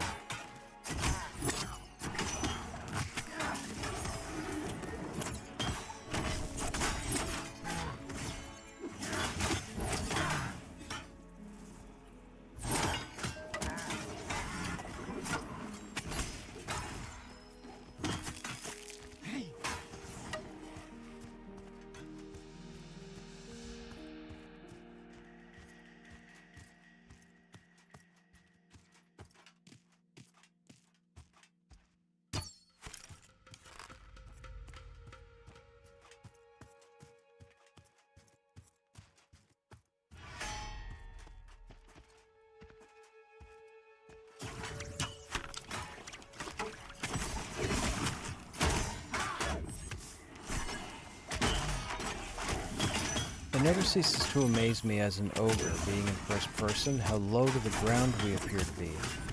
But if I go into third person, I mean, we look pretty significant above everybody else. But in first person, not as noticeable.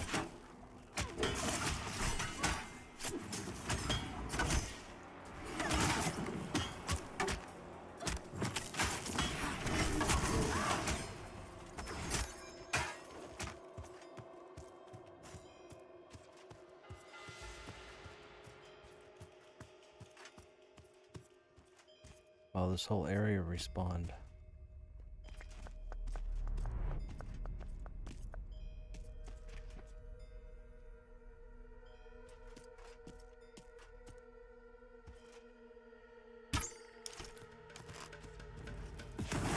Let's see what happens now. We're back down to 4.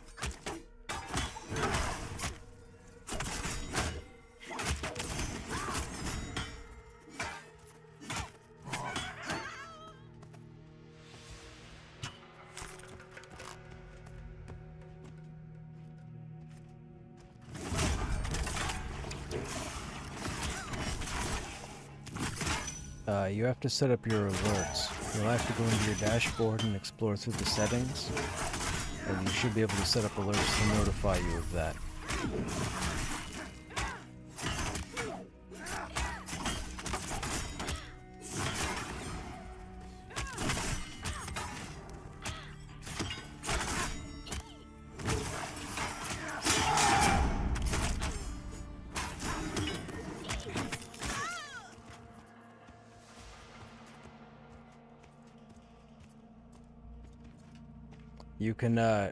You can look up online too, and if you want to since you're in tech or whatnot, it'd probably be simple for you, but you could always look up setting up alerts. You could find custom stuff out there on the internet somewheres.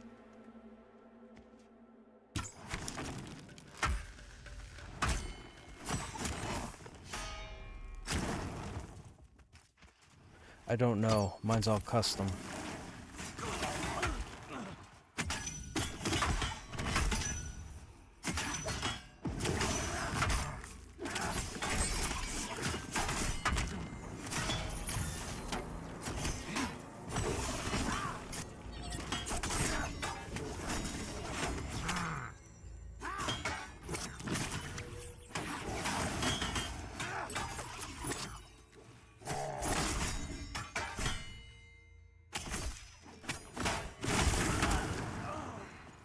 How you guys in chat doing? What are you guys up to?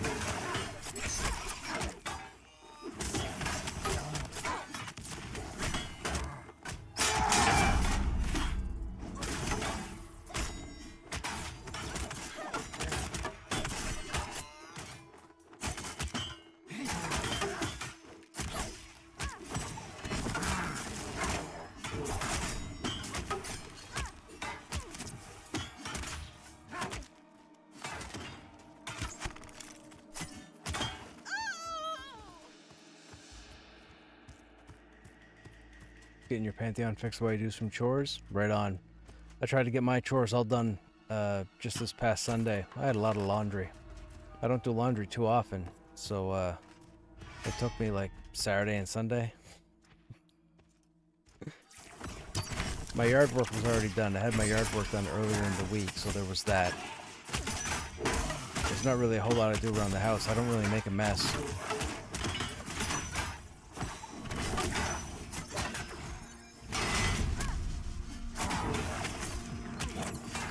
I'm in the process now of getting things situated. I have to get my roof looked at.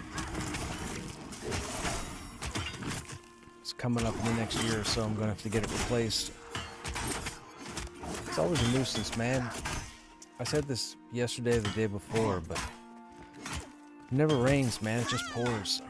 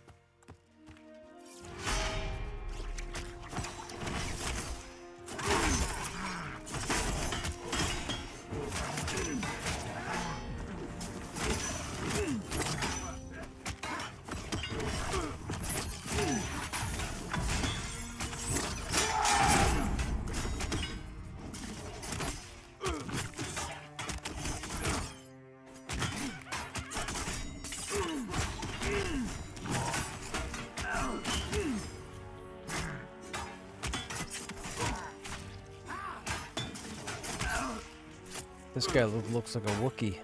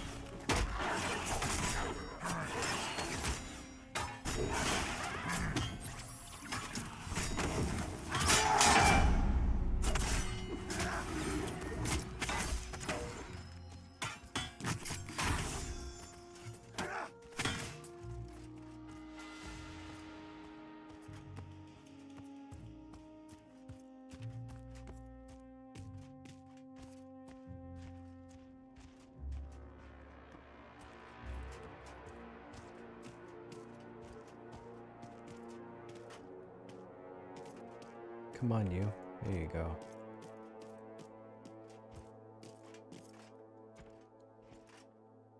Don't walk towards your friend. Come over this way. Not far enough. That person walks right up here and stops.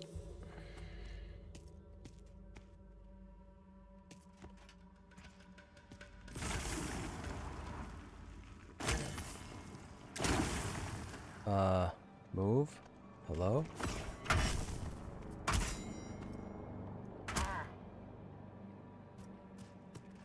Oh, there's my shadow.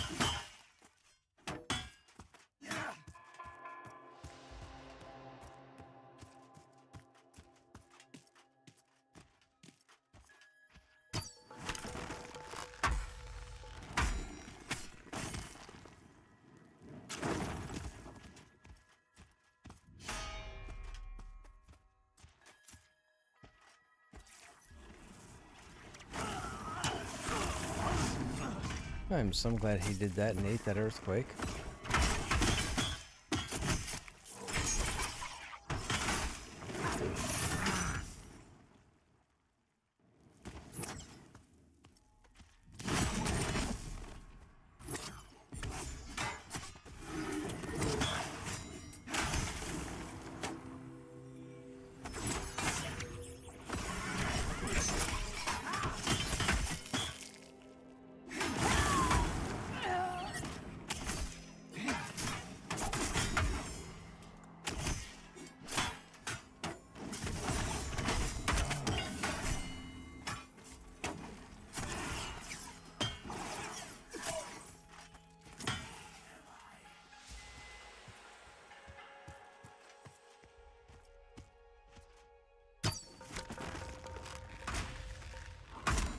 The fact that that's an instant cast is so annoying. They did that intentionally, but it is so annoying.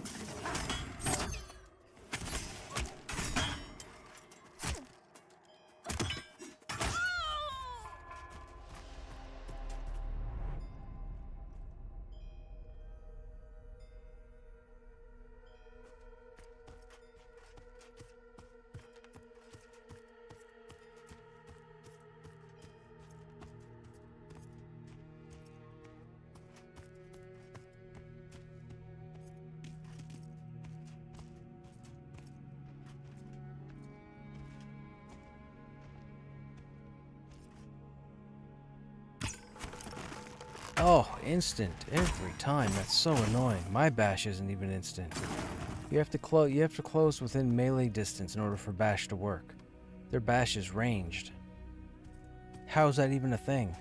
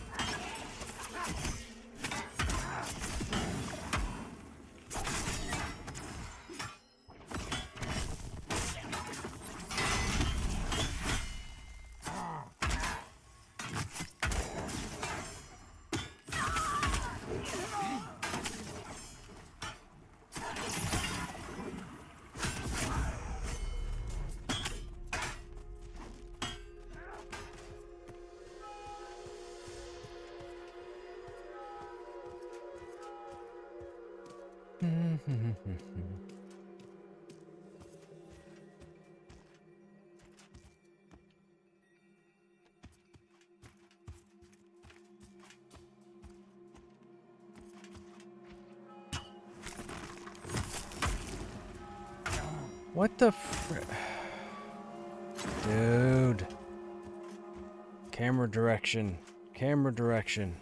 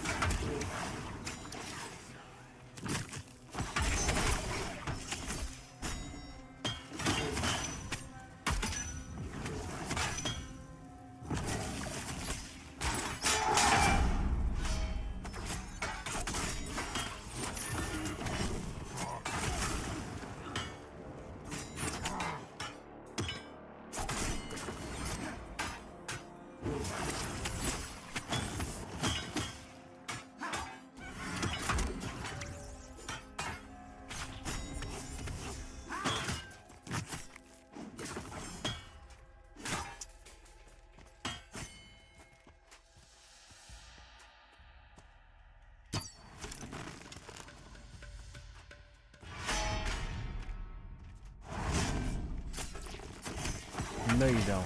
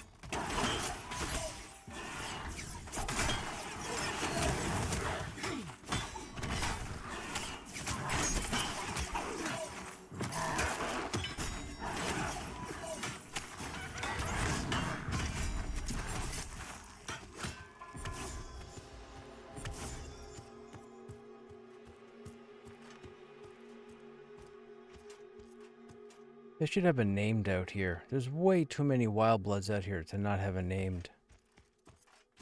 Like, way too many.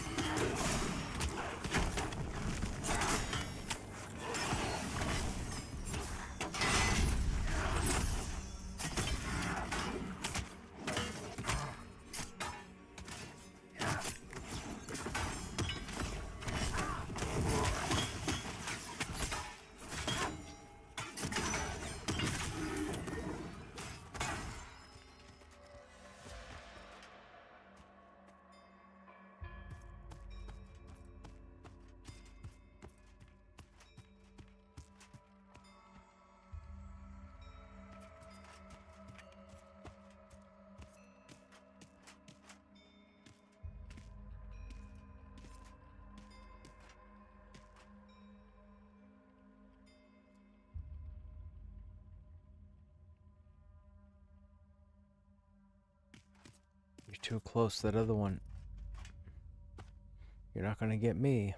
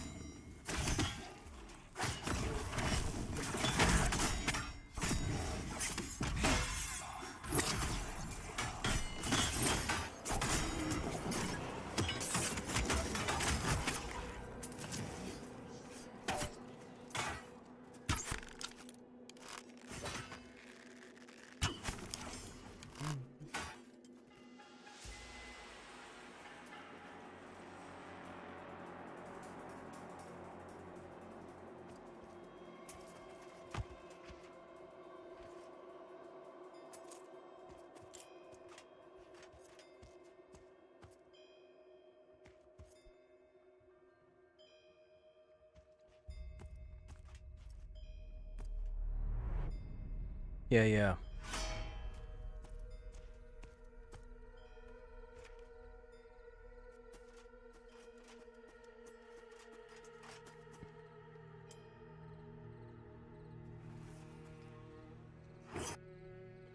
Okay, don't forget to stock out. That's going to be it for us for this evening, chat. For Pantheon, the group is logging, work in the morning, and so on.